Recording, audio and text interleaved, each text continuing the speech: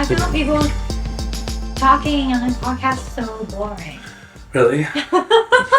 You'll probably never watch this one then. Has it started? Yeah. We started recording? Yeah. Oh, we're just recording me like trying to position myself for a second. Yeah, I found podcasts so boring in a sense of... Well, I probably won't include you just like positioning yourself. Typically I'll just start it like right when the conversation goes or like when it gets going, you know? But yeah, so what do you listen to that's not boring? I don't know, like classical music. To me, it's not boring. I mean, that's fair. Actually, I do listen to like radio stuff sometimes. What's on the radio? Like NPR. It's also... That's literally what podcasts are. It's like talking. Do you listen to the news? Sometimes. I feel like I don't like the news, but I get addicted to listening to the news. I get to that, like, I just against the podcast because I hear people circle without saying things. And people are so good at it. Yeah. Like, they would be like, ask a direct question, right? And then they just answer without answering anything, but you hear for like 30 minutes later, it's like, what? That's like politicians. Yeah, people are really good at that. They're like, do you believe that a woman should have the right to choose? And they're like, well, first of all, I'd like to say that my mom was a woman. Like, they're saying all these things, or like the same with like those debates and shit.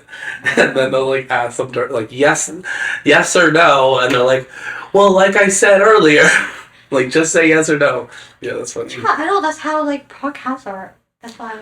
Well, the thing is podcast is like a genre, so that's like saying. It was like a trend. Well, it is trendy Right, for sure. I don't, and that's the one thing that like I was thinking. I don't know why they're so popular, but they are. Like they like blew up out of nowhere, and like who would have thought that people would just like sit in their cars and listen to people talk? But they do, and I find myself doing it, and I do it a lot. What do you listen to? So I listen to a news podcast, and then I listen to Joe Rogan. I listen to who's that guy? The sex guy. Oh fuck, what's his name? I haven't listened to him in a while. He's a really cool name for it. He's like a sex columnist or like sex advice podcast. But he does ones where like people call in and ask questions. Like, oh, like the line. They're like, my boyfriend wants to put it in my butt, but I don't know if I want that. Like, what should I do? Stuff like that, you know? like a Delilah version. Yeah. But some of it is relationshipy. Like, my boyfriend fucked my dad, and I don't know how I feel. And then he would, like, address that situation. Actually, I'm curious to hear that. Dan Savage is his name. So he is, like, it's actually really interesting because you hear all these crazy kind of sex stories. You realize that, like, there's, like, kinks out there for everyone. There's all this, like, stuff. That are like wildly different from. I'm sorry, your cat is wearing my shoes. Literally, no, don't let him eat it. Claws inside my shoe. Oh, don't eat it. Yeah, you might eat it. Don't eat it. Russell likes to eat on shoes. You're weird.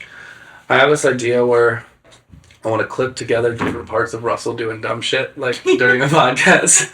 Because like earlier I had this and some bottle caps up, and then he's like, oh, there's.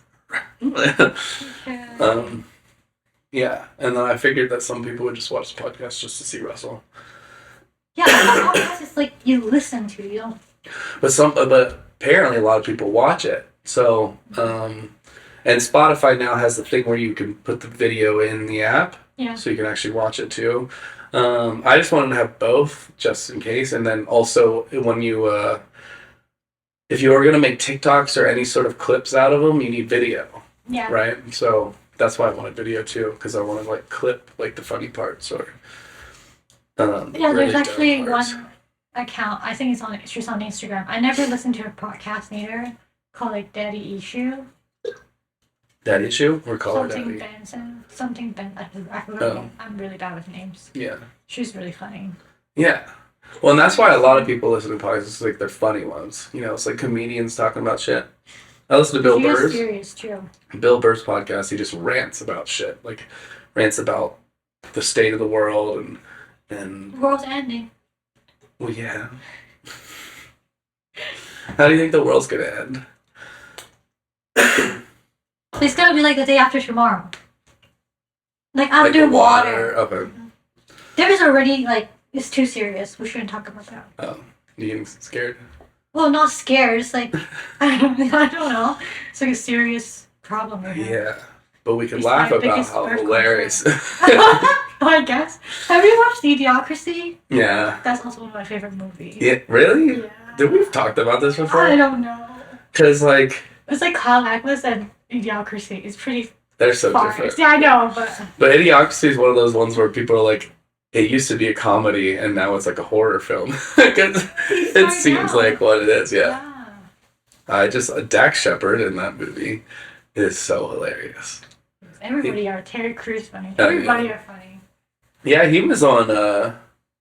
God, what I heard him on a podcast actually, and he was talking about like, his it's like porn addiction and how he like almost lost his wife because he was like addicted to porn and stuff, and then he like cheated on her once, and it was very interesting because he just seems like this like quirky, funny guy.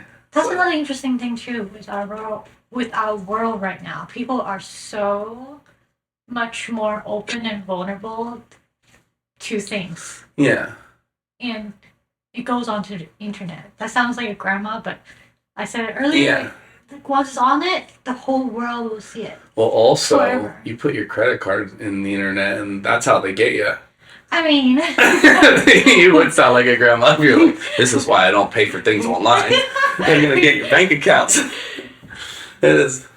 Yeah, I mean that's I the. think vulnerability is more expensive in a sense, valuable than any amount of money can buy. Do you think that it's good then that like people are willing to be more vulnerable with like, because I think so. it definitely wasn't that. Yeah, like my dad would never talk about his feelings to me, let alone the internet. Yeah. And yet, like here, like I am making a podcast talking about feelings. Feelings.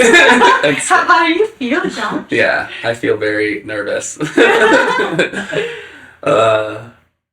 Yeah, no, that's why I drink during these so I don't get nervous. Oh, maybe that's why. I'm also just way funnier when I'm drunk. Yeah. My friend Emma, have you met Emma? Yeah. So Emma and Hannah were talking, like, because they're just so ridiculous. And they were like, do you think we're actually funny or do we just think we're funny? Like, it's like just this. Because of, yeah. Because of, yeah, all the inside jokes or whatever. And I was like, that is a good question because I'm like, well, we're going to find out when I start podcasting, like, with that. But, you know, like, especially them two, because they'll just do the weirdest shit and then they're, like, busting up laughing. But sometimes, you know, when you get, like, that inside joke and then it just keeps going, like, Yeah. and you go down the rabbit hole with it, and then other people are like, what the fuck is wrong with you? No, I only briefly met them once. You've only briefly met them twice. Once. Briefly met them once together. That's I think I'm probably going to do a podcast with both of them on. I think that would be really funny. yeah. Because, like, me and Emma are already pretty funny together. And me and Hannah are funny together, but when all three of us are together, it's pretty good. I want to do one, we talked about it where we're hungover. Like, when you, like, if she, like, stayed over, and then we wake up, we're like, oh, fuck. Because I get really funny when I'm hungover. Yeah. And I don't know why. But we'll just be, like, dying laughing.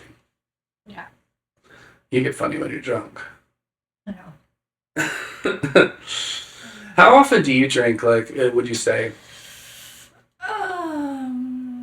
More often with you guys. Yeah, for Obviously. sure. Better. Not often. Would you say, like, once a month or, like, twice a month? Maybe twice a month. Like glass of wine, food. See, that's, like, a responsible way. I'm very responsible for the most part because I know I'm capable of being not responsible and I try to not get there Yeah. most of the time. Does every time that you drink more than, like, one, like, when you get drunk, are you always super hungover? Yeah, that too. Yeah. The hangover part is the one that I don't like. See, that's why you gotta drink a lot, because then you don't get hungover as much. We have done that. Oh, God. I know. It's like vacations. Where you just... Yeah. No, we were talking about it me and David, about. Then you need vacation after vacation. Yeah, and you take like 3 days to like get back to normal, or 4 or something. Yeah, because I was just like, fuck, I drink way more than the average person now. And what's crazy, I remember like that was one of the things that like Taylor and I would fight about. I'm like, dude, you drink all the time. Like we gotta cool it. Well, like the same with Maggie. It was like she's always drinking, and I was like, I need to be responsible. And that was like a main fight. And now I'm the one who's drinking all the time. We'd probably get along. Yeah, now we probably will. Yeah. I'm like, I don't know how I feel about it. But drinking is fun, Yeah, I think. I think. There's this little, I don't know if it's like a meme or something. You know, people are like, well, you don't have to drink to have fun. And, which is a good point. Right, yeah. But, You just bring out different versions of you. Yeah, but then so the retort was like, well, yeah, you don't need a seat on a bike to ride it, but it sure helps. Like, yeah. I want to do this thing. I saw it on a meme too, speaking of memes, where like you take somebody's bike seat off, you like go like up to, you know, if it's parked at their house, Yeah. you take off the bike seat and then you take the little pole and you put a dildo on it, so it's just like when they walk out there, there's just a big dildo. I've seen the prank. I've seen a prank, not the bike seat, but like a chair, like a bar stool chair, where like the seat will go down. It looks like the bar comes out. Have you seen those pranks? Oh, like the seat. Like the guy like sit on it and just like all of a sudden like drop. And they're like, oh, and then get up. But it turns out it was just like a prank. Oh, it drops like a little bit. Yeah, it looks like it's saying you like completely went up there. Oh, it goes up your butt? Yeah, it looks like it, but it's like a spring spiral. Oh, yeah. I don't know what you're talking about. I have to find it. Yeah. I do think that putting things up other people's butts is really funny. Oh, Yeah, yes. you should do it without asking, too. You just- That's how they like it. Yeah. You just go up behind them like, actually, that's something that I probably shouldn't say on air, but that we definitely did that in high school, where you just like take your thumb and you like. Is it a boy thing? Yeah, I think so. It's like teenage boy thing. And probably college too. But we call it checking their oil. So you just like go behind, and especially like when you're walking up the stairs, because you're really vulnerable because somebody's behind you, and you're just like, ah! Oh my gosh. Yeah, we were ridiculous. It was bad. That's probably something that probably isn't acceptable in today's age that we did back in the day. That That's like looking bullying, back, right? you're like, that's probably not okay. Yeah. Or like wedgie, like you pull people's back underwear, right? Oh yeah, that's totally bullying. Yeah. We used to like pants people, you know, just like pull their shorts down when they're in front of people. Which I had it done to me, and I just like didn't care, so I would just like walk around with no pants. They do weird things in Hong Kong. Really? I feel like it's worse. What's the weird things they do? So mean, like this girl, they will like pour water in like people's backpack or lockers. So it's like wet, right? But then they cut hair on it, so they stick on everything.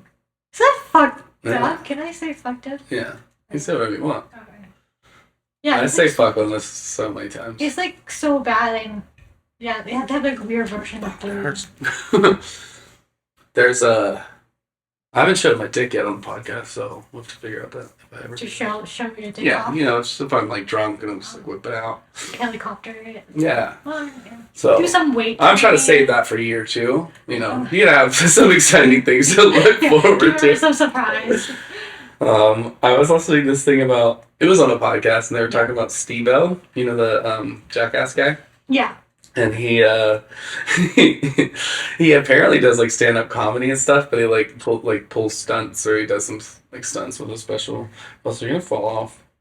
No, you're just like give me attention. Where he pretends to fall off his bike or something, and he looks like he's wearing like those tight black bike shorts, but in reality just painted everything black. Like, and so his dick's out, and he like falls, and people go to help him, and then they help him up, and they realize they're like grabbing his ass, or like, and they're like, what the fuck? Like, that's pretty funny. I have to look that up. But yeah, you can't, I mean, I don't know, you can't get away with some of those things because you could get like indecent exposure tickets, or, you know. No.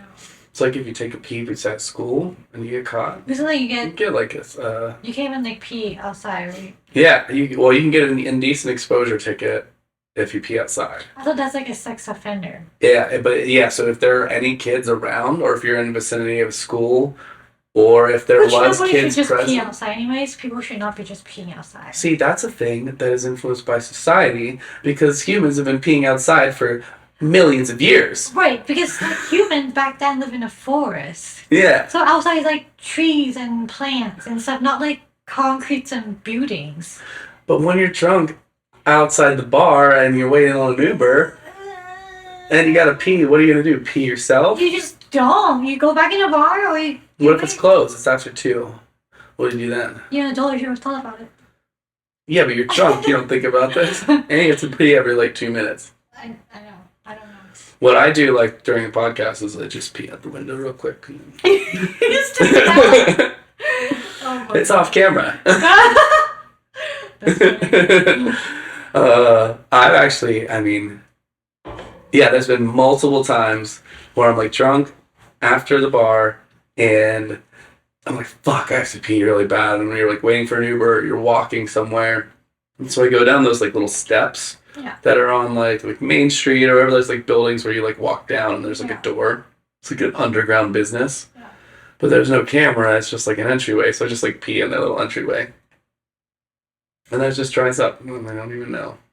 They know, like we're not in a big enough city to notice yet. Yeah. Even like a big enough city, enough people doing that, and then we'll notice. Also, not fair. Like I wish I'm a guy.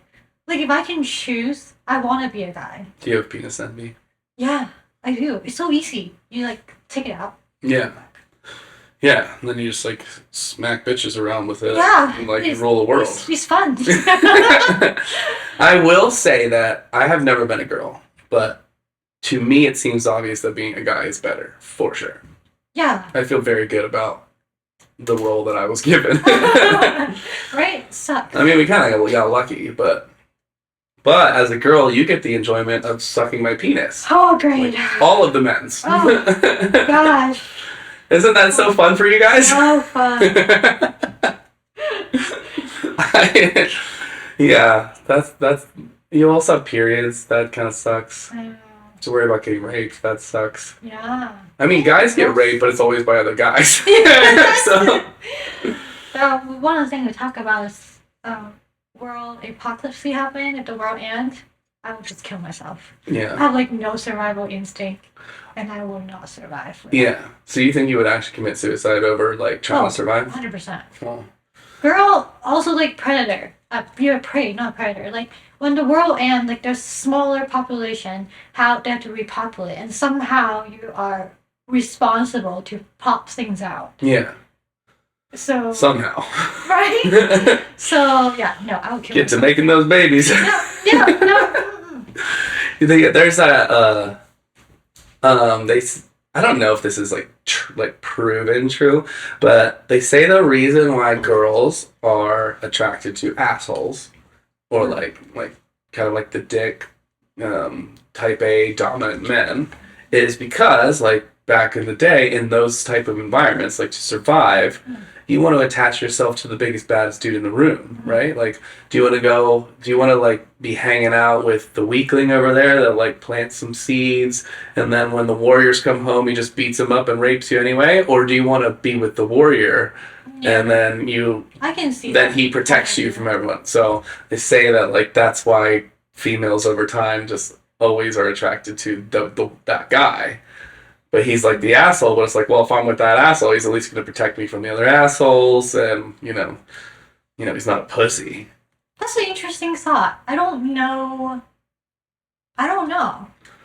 So in the apocalypse, you just got to find the biggest, baddest motherfucker. No, I don't want to do And that then- either. So I just kill myself, like I said. Huh. Yeah, I don't want to do that. Yeah. I did think about that, actually, with this whole, like, Russia shit. I was like, fuck, dude, what if, like, nuclear war happens? Like, I mean, that's What are you gonna fucked. do? Can you be in like? Will you be like the first line? Yeah, I would prefer to be the one that had the nuke lands on my house. Oh, and then just die. Yeah. Exactly. At least you're just, like, agree. lights You feel out, it, you right? say bye. Bye. Yeah, exactly. Versus you live like that's all. They're obviously not going to Boise, Idaho. Yeah. So they're probably gonna hit San Francisco, Doing a and then flood all this over fallout, you know, and then like we get all sick and shit, and ashes and in the air. and then like because everyone's have you ever watched that show Jericho? It's like basically about like nuclear fallout and like all these nukes go off in cities, and then nobody knows what the fuck is happening. The internet goes down, radio goes down. I don't even know if we have government anymore. So all these towns kind of band together, and they're like, okay, we got to protect our town. Well, then the neighboring town's like, well, you guys have fucking coal, and we use that for heat. So they like come attack. So like neighboring towns are coming to attack, and it's just fucking weird. I know. I honestly thought for the longest time that if something really bad happened, the world will get together and help fix it. Like I'm like I mean, you know, I'm like this idealistic. You are Sammy the Optimist. The world is good people. Shout out to Sammy's Instagram. Like it's good people. Like I genuinely believe people are good. So I thought that maybe something really bad happened, and the world will get together and solve the problem together. And That's so COVID, cute. COVID proved me wrong. Like people are not. Yeah, that what I was- thought. COVID was a little fucked because then It's you kinda thought that crazy. everyone would But come I thought, together. We're like, oh yeah, like this Let's is. help each other out, No. like get better We're together. all like yelling at each other. Yeah. Oh, you guys are morons! Like, And it's just more divided than ever. Oh, yeah. Like, it's kind of crazy. I see some of the craziest division at my bar because it's like very. Some of the people there are like super political, and I do too and at then work, yeah. everything in general is more political too. It's Yeah. like the color of couches now is way more political than it used to be. Oh, I know. Everything has a representation. Right. The word coming out of your mouth. Yeah. You have to be careful. And it's crazy, like just based on certain things that people do, you can tell if they're like right wing or left wing. You're like, oh, there's an American flag on your truck, like guaranteed you're a liberal. Like no, obviously Right. not. Like it's so weird how there's like certain things like are like little ticks, I know. and you're like, oh yeah, that guy's super right wing. And we're like, but obviously American flags fine, like they're nice. You know, I yeah, do wonder if America. there's like we have like a Thanos kind of character now, Mhm. like snap a finger and just randomly kill half the world. Yeah. Which half would you go for? That's another thing. So, well, with like I thought about like if the world had like a natural disaster, like a bomb, whatever. Then you have to pick a place. But then the way of Sano doing it actually kind of supporting this villain. Like it's random selective of equal amount of human gone in the Yeah. entire planet. Yeah. That's great. Either or, if you're not, That is if great. Right? If I'm gonna disappear and then vanish, like, oh, bye. Yeah. It's gone. If I'm here, I'm like, oh shit. There's this I'm here. I don't know if I think it's Bill Burr that he talks about. He's like, if I was going to thin the population, he's like, what I would do is start picking off cruise ships. Just like one at a time. He's like, because Cruise ship? cruise ships are a very, like, a diverse range of people that are all the worst people. And he's like, so you just, here and there, every couple months, you just take your little submarine and get a cruise ship. Nobody's going to miss those people. He says something like that. It's really funny. That's an interesting point. Yeah. I've never been on a cruise. I want to do a cruise. That sounds fun. You never did a cruise? It actually Long is time pretty ago when I was fun. a kid. There's like this, some people like look down on cruises because it's like, it's a way to vacation, but you don't see any culture. Like, Yeah, and then you do get stuck. yeah. But there's also, like, the advantage of it is, like, if you, like, some people don't want to make decisions on vacation. Right. So you want to wake up. No plan. You don't have to, you don't have to plan your food. You don't have to plan Drink. itinerary. You just wake up, you wander around the cruise ship. I think I'm going to get some food. I think I'm going to go to the pool. Yeah. I think I'm going to listen to this concert. You know, whatever. Like, you just, it's there, you know, and you're just like, sounds great. I want to be drunk, you know. It sounds like a little, to me, as an adult, I've never done it. It sounds like a Vegas mixed vacation. Like, Yeah. it's like ocean. But even Vegas, you got to do some planning. Like, you got to do a, Not really. Kind of. yeah. I mean, you got to plan on being drunk. Yeah, and then you don't ever actually follow plan afterward. Did I've ever told you that the first time that I met Katie, Mm. me and Lindsay planned this Vegas trip, and Lindsay was going, well, I didn't plan it, like, I was just meeting up with her, Yeah. but she went, It was, I think it was her first one. She did like a 10-day Vegas trip. Oh And like my everyone who's God, been to I can't Vegas, like that is imagine. not okay. Like Yeah. you're supposed to go like 3 days tops. Like, Yeah. so she was there already like a week or maybe 4 or 5 days. And then I was coming up for like another 3 or something. I never met Katie. Then I'm driving up from San Diego and I can't get a hold of Lindsay. And then Katie messaged me on Facebook and she's like, hey, like you're Lindsay's brother. I can't get a hold of Lindsay, so Oh my God. just here's my number, message me when you get in town, you know. So I meet up with her and like there's like 3 other girls that like they're all friends, like nurses and stuff. This is back when Lindsay still lived in Pennsylvania, so she had all these like Pennsylvania friends. Yeah. And so no idea where Lindsay was. So and I was like, I thought Katie was hot, so I was like, oh yeah, I'm gonna like work some magic on Katie. But so we're just like drinking in the hotel room and pre-gaming, still no Lindsay. So we went to dinner, no Lindsay. So we're like, well, we're gonna go out. And so right as we're leaving, it's probably 9 o'clock at night. We're leaving the hotel to go party wherever. Lindsay comes stumbling out of this Uber or taxi with some dude, just like in a bikini. So she's been like basically pool partying. She's like, Josh! And I was just like, there you are. Like we didn't know if you were dead. She's like, no, I'm good. Like just so drunk. How many days?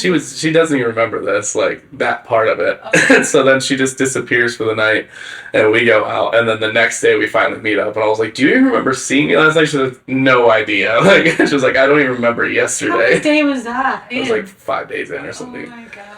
Yeah. Sometimes like things that happen with her, like I'm surprised she's still alive. Yeah. Definitely Like she lucky at didn't times. like yeah. Like she didn't get Mm. killed or something. Yeah. Yeah, I guess there's levels of that's like that risk versus reward thing where it's like, you know, if you're an extreme sports person, you know, you're like skydiving, like, or that, you know, those monkey suits were like, you know, flying. It's like you're a way higher risk of dying, but it's fucking fun. Or like motorcycles or whatever. So it's just some of those people are just like, I might die early, but at least I'm having a lot of fun. So there is like something to be said, but then other times there's just stuff that you do that's so stupid. And like, I mean, when I say you, I mean me, but or like proverbial you.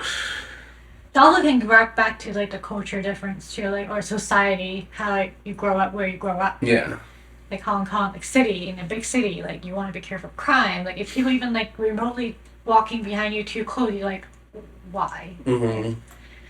But there's so many people. I have That's done, what I don't I have done in understand. Vegas that I like 5 o'clock walk back, but I would not like that far. Yeah. When you're at like, because I've been to Hong Kong, Yeah. it seems like there's always people everywhere though. So isn't that almost safer if there's so many people that like you're constantly. Not at night. So there's not. Because I feel like I remember there's like tons of people. Maybe there wasn't. No, we did like we went out like at night. Like we went to like the bar street. Yeah. But then after you probably remember, like we take subway or taxi. I don't remember how we got home actually. Yeah, we got My pretty drunk. friend. Well, you also weren't there when you put me in the heart of the red light district. Oh, I didn't realize that was a red light district. Yeah. That was another thing. And you're like, oh, I grew up in Hong Kong. Everyone speaks English over. Oh, everywhere has English. Cause of Yeah, on the signs. Yeah, so not every street. No, every the street, streets, but not in the every stores. station. Oh yeah. I would go to like the 7-Elevens or the version. Nothing's English, and I was just like, what is this? And they're just like, I don't know. How do you say what? But they're just like, no. Well, I English. guess also 7-Eleven or places like where what people work at like gas station, what people work at like McDonald's, Yeah. right? So education level is different. 7-Eleven people are not gonna be able to. Like, Yeah, you keep grew up their with like the food. rich people. No, actually, it's not about rich and poor. It's education. If you finish high school at all, Yeah. what kind of job you get stuck with? I just felt that it was definitely less than what you made it sound like. I was just like, oh yeah, this will be fine. I'll be able to navigate. It's only because it was like It's 2 only, days, It's only like 20 2 nights. I think. Yeah, but you're only like 20 minutes lost in the subway station. It wasn't that bad. Oh, the subways were actually easiest. Yeah. I did find that the subways were really easy to navigate because they did have like some English, and then it felt Opposite. easier than New York. Like Yeah, New if York you City pass, you is just like go across and you fucking go back. difficult. Yeah. You don't have to get out. Right, yeah, that's super easy. And then it just made sense. Like, it kind of showed everything on a map. This is, and you would see the main, like, districts. And you're like, okay, I want to go to that district. It's that stop. New York is really fucking complicated. Yeah. Well, I've And not been. My cousin did, and he got lost a few yeah, times. yeah. I guess like if I felt like there was a lot of people, I would feel comfortable walking alone. But as soon as I feel like I'm walking down on the street by myself, and then you like see somebody walking behind me, like, oh fuck, like that's the problem. Yeah, I think that's like all city perspective. Kind Yeah. of that. Well, and there's like that. Doesn't always have that hang at the back of the head Yeah. with that background that I would never like. I only blacked out like once Yeah. with Lindsay as well. I was in Boise. That's how I Yeah. met David. I don't remember meeting Oh David. yeah, I didn't that's remember that was right. David. Dude, that's so crazy because so it was you, Nikki, and Lindsay, Yeah. and you meet David. And I swear I tell that story all the time, and I was like, what were you guys thinking going to this stranger's I know. house? Like, well, there was three of us. It's We're fine. fine. We And just- obviously, knowing David now, I'm like, that guy couldn't harm a fly. Yeah. But like, but because he was a stranger, I was just like what? Like you're just We going to did. this? We got scared. Like the moment we walked in the house, we were like, oh my god, we get out. Yeah. Like order. I don't remember me or Nikki when I was like, oh, we were like, right away. Yeah, have felt that. I mean, it's like this interesting dynamic. So if I'm out at a bar and I'm trying to pick up a girl, I want them to come home with me that night, right? So as a person, I know that I'm not going to hurt them, but they don't know that. Right. So then when some girl does come home with me, I'm like, what the fuck were you thinking? Right. Even though I wanted you to. You But also question them too. yeah, you're like, why are you like making this terrible decision? But as the guy, of course I want them to. Yeah. I'm trying to get laid. Yeah. So it's very interesting where I'm like, if I were a girl, that's a bad decision. Like, you shouldn't go home with the dude on the first night. Like, get to know them a little bit. Then you go to my house, it's all white. I look like American Psycho. Plastic like a tarp on the corner, rolled down. Yeah, that would be funny. That would be funny. Just like a table in the middle of the room. That would be fun. You should do that. My dad had that. Not like tarp. My ex was so scared when he went to Hong Kong with me before. My dad drive like a kind of like a mini van, like a family minivan kind of deal. But the back seats are taken out, so the back seat's hollow, just like front, like 3 seats in the front, and the back. Hong Kong is concrete Yeah. floors, so you can there's like mountain and hiking out there too, but like you have to drive a little bit further. Yeah. The back of the car, the SUV was just like shovels, duct tape, like Your dad leather. is a scary motherfucker. He's chill now. He's retired. But Yeah. I thought he was scary. Yeah. I mean, He's literally the less you know, the better. Right. Okay. probably can't even say anything about him on this podcast. He'll No. hunt us down and find us. I have a message on my phone that where he was like, I don't remember, was meeting somebody. I think we took a picture with one of the ex or something like that. And then my dad messaged like, well, don't like make her sad. I will find you. And then he took a picture of where he was at. We were just like standing on top of a building overlook the city. Yeah. I'm like, oh, this actually wasn't really cool. Yeah. Well, there's like levels of like people that can find out stuff. You know, like if you think Yeah. you were good at hiding from somebody, but I mean, like if you have full power of a government or whatever, you can find out a lot. I mean, I said that I told you I had that dude that came by my house, like knocking on the door, and I was just like, how the fuck does he know we're here? And he had like used to find my iPhone.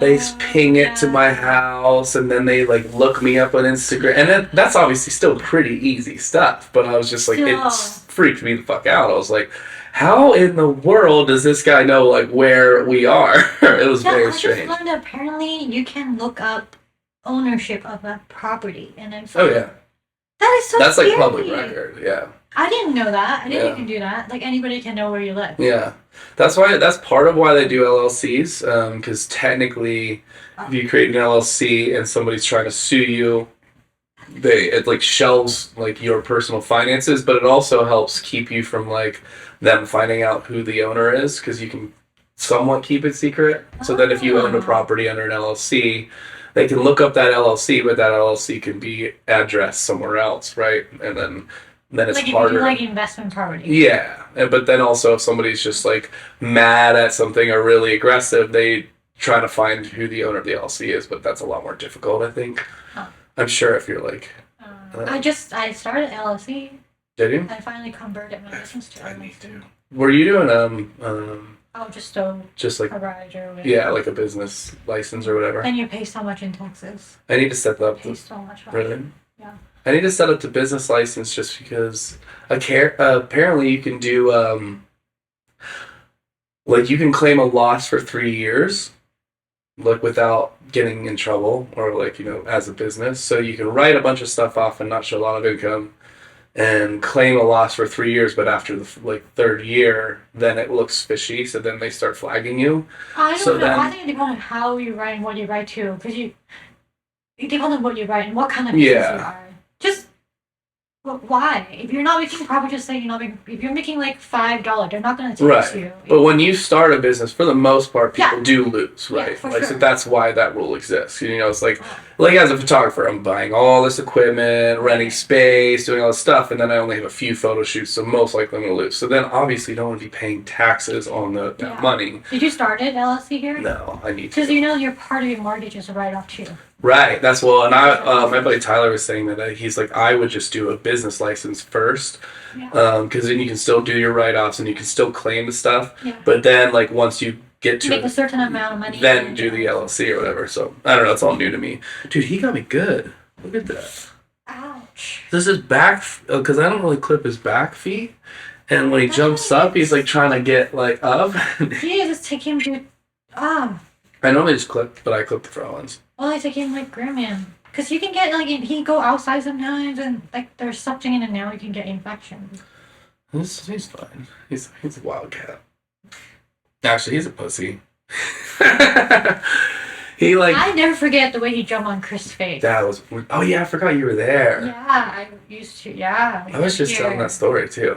It was wild, but he was just like scared, and Chris was lunging at him, and he turned around like, "Wow!" Did I tell you that Chris? Have you talked? Yeah, I was gonna have you talk to him. Not really, but he texted me a couple months ago, and no, just last month. Yeah. He texted me. He's like, "Hey, Seattle sucks. I'm coming back to Boise. Can I live with you?" I was like, "I don't have any spots, but." He did? But and then he never responded. Did he come out? Then is he coming back? I don't know. He didn't respond after that. Mhm. But yeah, I can't live with him. We lived together for a really long time. I It was know. like fine for a while, but it's just kind of like I don't know. It's just different people.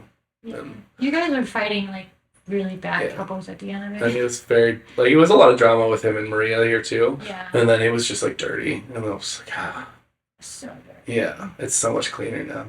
Although my house is kind of in shambles right now.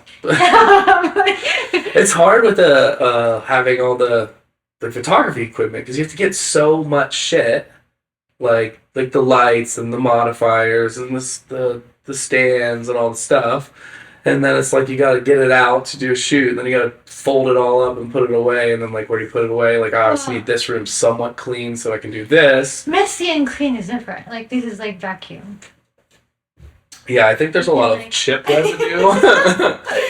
I've been doing a lot of I don't podcasts. know. Like there's a lot of different things, sauces. And Yeah, I mean this rug. Luckily, you can't see I love most the of rug, this. though. Yeah, it is a good hiding thing for. Yeah, It goes really good together. Like the whole vibe, like a yellow, pink. I could probably just get a new rug because this was like $40. You just document. Oh, where you get it for $40? I want Like one. Amazon or something. It's faux, it's just maybe it was like 80, I but mean, it's super still, thin. it's cute. Yeah, it looks really nice, looks but it's good. really yeah. This is a setup I had in my apartment. Oh, I remember. Yeah, so I had like because the room was kind of small, so I had the smaller couch and stuff. I And then- forgot you lived in that apartment actually. Yeah, That was like a little. that was a cool spot. Yeah, it was. Did you ever put the ladder on the side and climb on top of your shelf? I was gonna do a rolling ladder, but then that was too much work. But I did have a ladder, Yeah. and I got somebody on Craigslist to make it. Um, And then but it was like more of a decoration ladder, so it was a little you wonky. can't go up there, yeah. I did. I mean, I would like use it, but there's a couple times I'm like, oh, this thing's gonna break. But yeah, because then I put my record up above.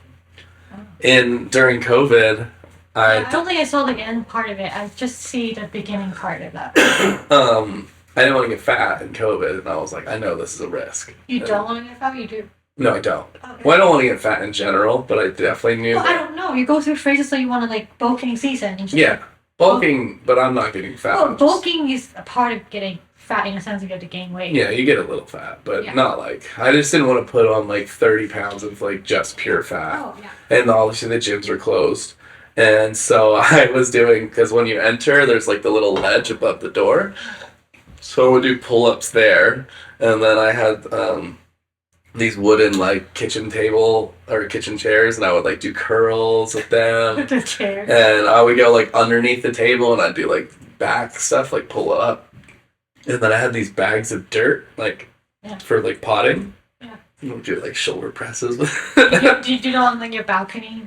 Yeah, some actually. And then most The of it. crab floating.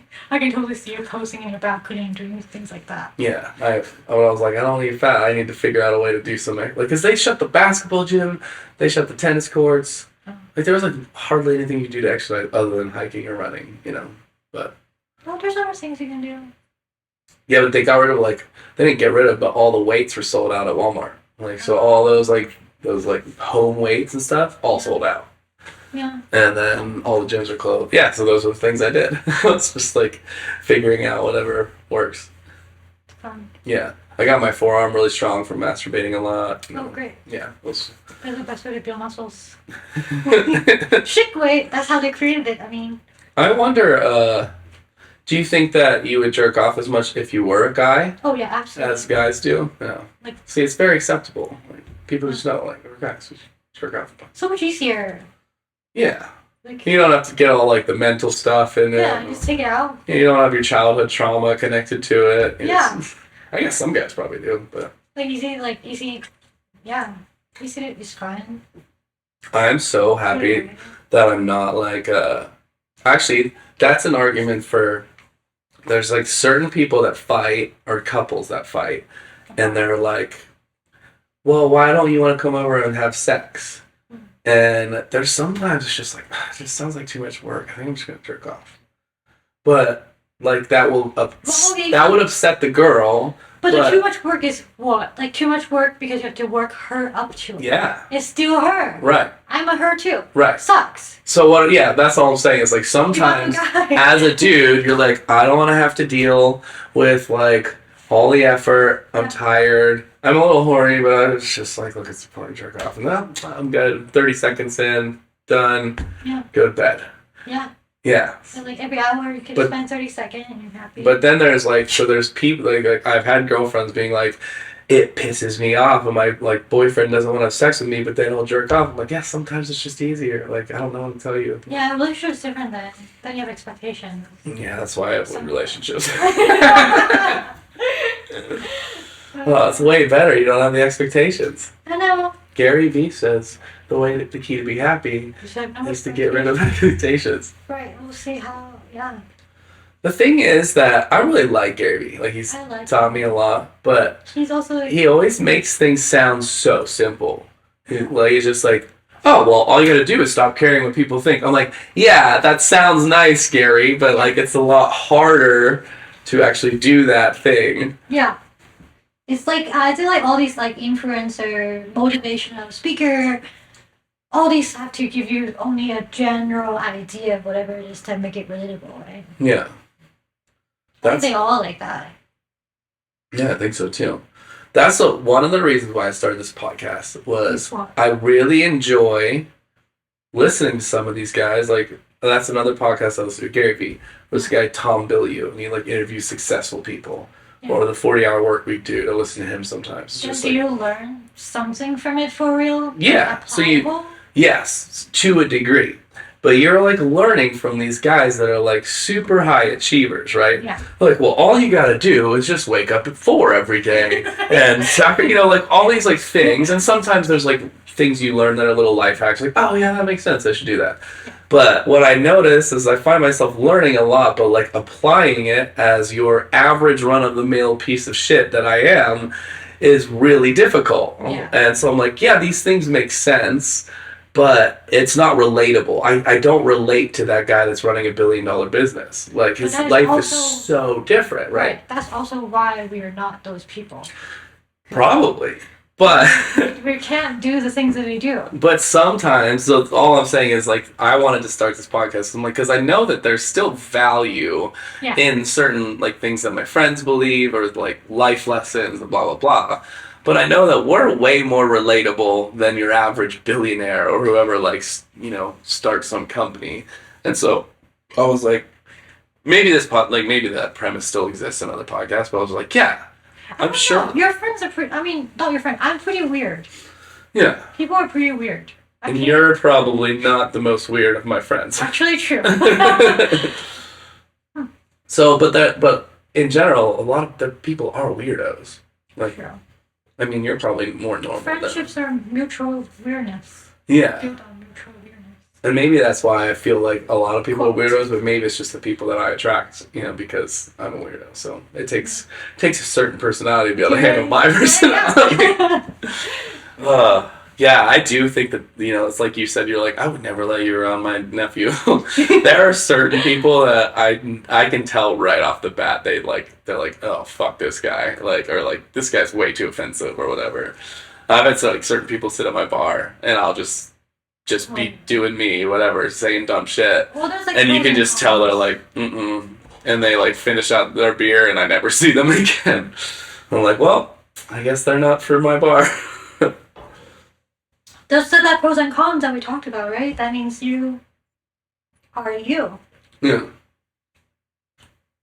And then the people that you need in your life are the people that are like, I like that, or whatever. Yeah. There's this girl that is at work. I think I'm gonna get her on the podcast. Her name's Kathleen. She runs Joe Mama's. I've never been there. It's super good. I heard of that. It's like a little brunch place. Oh. But she's just like. She always, I crack her up. She's like, the one thing I say is, you are so transparent and, you just say, what no you believe. Filter. Yeah. And she's like, it cracks me up, but, I don't know how you do it. And I think I've, leaned into it more and more over the years. Because I wasn't always as aggressively, no filter, but... I don't know. I find it more I don't know you for, enjoyable, as I get older to, lean into it. And I wonder if that's how... I was thinking about this the other day about if, creepy old men, they just learn to not give a fuck about being creepy because they're just I don't give a fuck. And so then they're like, yeah, I'm totally going to flirt with this 21-year-old and she looks uncomfortable. Oh, well, I'm like, oh, no, what if that's who I become because I just have learned to have no filter so long? That's a good point. How old is considered a creepy old man?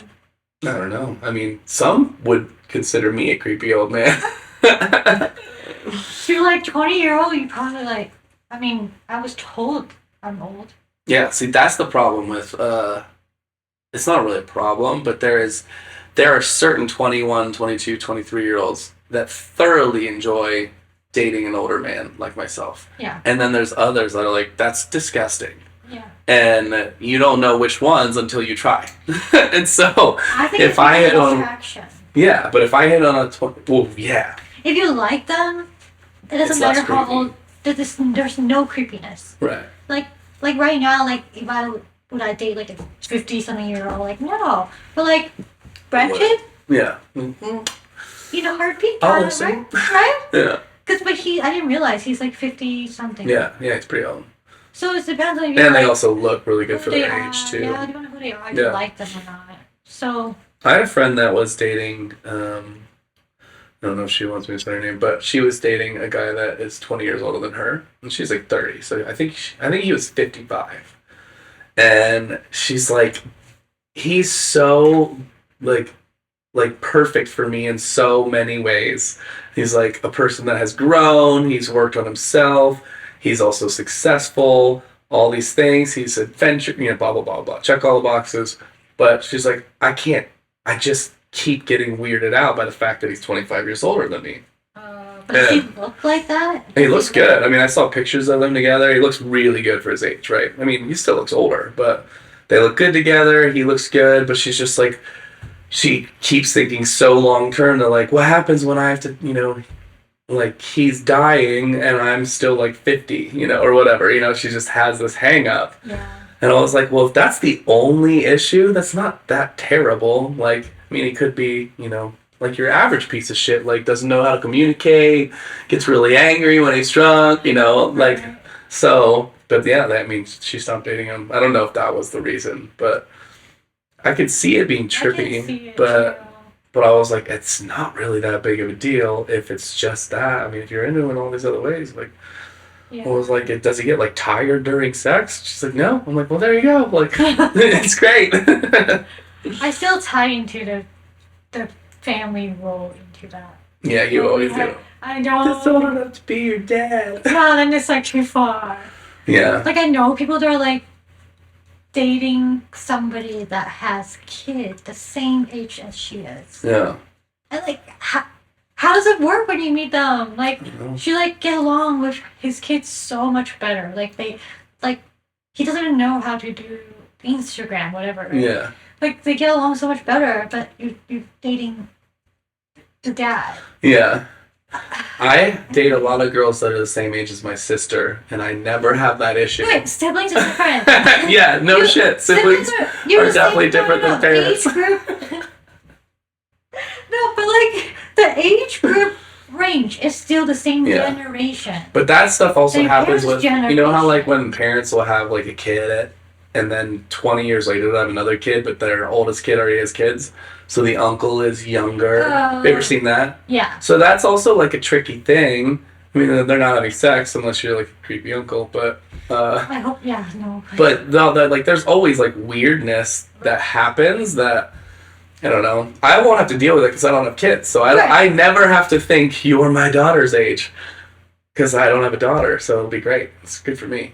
Well, you could come into a situation where later on you date a girl because you like them really young, that you meet her family and her dad is the same age as you. Yeah, You could come into that weird moment. I mean that's true. That could definitely happen. Like I actually have like- given some of my friends that I know at the bar shit because like their daughters are like 21. I was just like, oh, like why don't you bring her around the bar? And they're just like, shut the fuck up. Yeah, exactly. Like those situations. Like actually, this would be a good. I would be curious to listen to this conversation you can have with David because he has a daughter, Yeah. right? And you guys are super close. When his daughter old enough or older, like somehow I don't know, like what would happen? Like if you like somehow the daughter like you like her, and like you guys date, whatever. I How think would that- he respond to that? Yeah, I don't think we would be friends anymore. Because he also like younger. Yeah. I do So- think that there's levels of, there are like levels of like barriers and friendships that are off limits. Like there are certain friends. So it's like so you consider your friends feeling, but like as random people, whoever. Yeah, I'm not going to like, consider you don't random care. dad's feeling, but I would consider David's feeling more. I would. I think. But, and then everyone's different. You know how like girls say that, or like there's like girl code. Like, oh, well, Yeah. if my friend used to date him, then I would never touch him. Yeah, I'm very strong girl. Yeah, I but don't then think there's other girls who are like, fuck it, I'm jumping on that one, right? So everyone has their own philosophy on that. I don't know if anyone's right or wrong. Like, I think that I would get, I've been in those situations where people have had sex with people that I used to date, and it's hard. But I think in general, I'm like, fuck, man, if they were, if one of my friends started talking to one of my exes and they seem legitimately happy, I would just want them to tell me and be like, dude, look, we started talking, like, I really like her. And not everyone feels that way. Like, I imagine some people are like, fuck you, man. But other people, I'm not in love with them anymore, so. Yeah. But I think there's, like, a time frame thing, too. It's like if you jumped on it the next Like, week. how long- Yeah. Yeah. But then there's, like you said, the whole daughter thing. If it's, like, a best friend's daughter, I really don't think I would ever go there. Or I hope not. Oh my god, you hope not. I guess David's the only one that I really even would have, like, that has a Have daughter kids? that's even remote. Because I don't think any of my other good friends have kids at all. Yeah. Or they're, like, super young. It'll be, like, 20 years from now. But, Yeah, I don't know. I don't think so. Yeah, that would be a tricky one, for sure. But but, like, back to, there's that thing where there's, like, certain younger girls that are all about the older guy. Right. And they're like, oh, yeah, I remember meeting Julie, and I was 30 at the time, and she Wait, I was. thought you're not going to say names of Yeah, sometimes I forget. Well, I try not to say names. This is a complication that I have to figure out over time. Yeah. Like, when it's okay to, like, say a story and when it's not. I think this is totally fine. Okay. But also you're like, she's probably not going to listen to this podcast. But yeah, there are certain ones where I'm like, I probably shouldn't say a name on this one. So that's just like something I probably have to navigate. I almost guarantee there will be a moment in time when this podcast keeps going that one of my friends will be like, what the fuck, dude? You said my name on that story? And I was like, oh shit. That's probably going to happen. Or you do like the initial, like J. Yeah. Yeah. Normally I would just say like my friend. Anyway, I already dropped it. But so so I meet her at the Reef, and she was like shooting this band, like taking pictures of this band. I remember like trying to flirt with her, and I was like talking about her camera. And I was feeling very self-conscious about like my age and turning 30. It was like that period of my like life where I was just like, fuck, dude, like no girl's ever gonna be into me now. I'm in my 30s. And I remember her being like, how old are you? And I was like, oh, fuck. I was like, here it goes. We're done. I was like, I could lie, or I could say the truth. And she's probably going to be like, no. So I'm like, fuck it. And I was like, I'm 30. And she's like, oh, thank God. And I was like, oh. She's like, I swore I would never date somebody under 30 again. Or I was 31 or something. And I was like, oh. I thought she was the same age as me, or close. I think she is, because she's like, I think she's 27 now. If I'm 30, She's only. I'm 36, so she would be 26. Oh, or 27. wow. Yeah, because she was 21 at the time. I didn't know. Yeah, she's like 2 or 3 years. Yeah, 3 years younger than you probably. Oh, you're 31, right? I'm 33. Oh shit. Yeah. Oh, you look good for your age though. The Asian glow is just a fucking thing. Oh, thanks. Are you terrible at driving too? Yeah. Oh my god, that's pretty funny. Yeah, but so then I was just like, because I was so nervous about saying, and I have had other moments where I'm like, I'm this age, and like, nope, I'm like, you're old, and then other people are like, you're old, I like that. It's very strange. Yeah. But the only way to find out if a girl likes it is to. I guess you have to ask. Yeah. And so when you do that, sometimes that comes across as creepy. So the girls that don't like it are like, why the fuck is this old dude hitting on me? And they probably are a little more creeped out. And then the girls that are into it are like, oh, hello, daddy. Yeah, it's like what if they like you or not like you in general.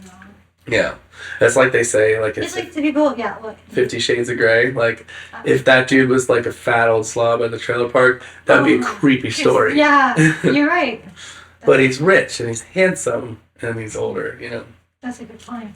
Yeah, you can't get away with being like a fat guy that's poor. Well, you don't have to be like a fat guy or whatever. Like you could be equally. You can't be ugly. Handsome. You can be a good-looking guy. Like if you don't like somebody, they just creepy. Yeah. In a way. Especially if you like continue, like if you're persistent. Yeah, absolutely. Persistence does not get you anywhere. Yes, it does. No. Uh-huh. Okay. I sometimes. No. Okay, so, let me hear it. Yeah. Scenario is like, like a basic, let's say, like good morning messages, right? Something that you like, when you see those messages, when you see those kind of things, you like put a smile on your face. Mm-hmm. Something that you don't like, when they continue to do that, you just get creepy and weird. Yeah. They could be equally like good looking, rich, or not, you know, not like dungeon, fat, whatever the words are. Yeah. You don't like them, you don't like them. Okay, let me ask you this. Have you ever had a persistent guy when you were single that was attractive? Yes. And you still think that was that it was creepy? Not creepy, no. There you go. So one of the things, because you told me is, about that one dude that was like had messaged you. I'm like, well, yeah, you're in a relationship, so he's being creepy because he's persisting. But the thing is, even if I'm single, yeah, I will still find it creepy because I have said it. Yeah. Clean boundary. You're being creepy. I don't say I'm not that. I should be better at confrontation, I guess. Yeah. I'm not that confrontational. Yeah. But it's very obvious that I don't respond anymore. Right. Like, I think that there are levels of persistence, and there's ways to be persistent. So, yeah, like there's like people like I like, and then hit the replace message. You're just so happy about it. right. But I mean, I'm saying, like, I'm not a person that says good morning, cutie. No, I'm just like an To- example. I'm just like this is the first thing that comes in my Yeah, head. but there are guys that are But that. then your persistence like at the bar, right? You just hit them up, like get them drinks and like talk to them. Yeah. Jokes. Like that's your version of persistence, right? But I'm persistent also with people that I've never met, but I don't text them every day. It's Yeah. like, like every couple weeks or, maybe in 2 months. If I got silence, they're like, oh, sorry, I've been busy or whatever. You kind of feel them pushing you off. You're like, okay, cool. But then you like hit them up again. We're like, oh, what have you been doing? Blah, blah, blah. And then you like try again. And I'm not saying it always works. And I'm not saying that it wouldn't be creepy But why to would some you- people. Why would you try again, even knowing that she's not interested? I'll tell you why. Because every once in a blue moon it works.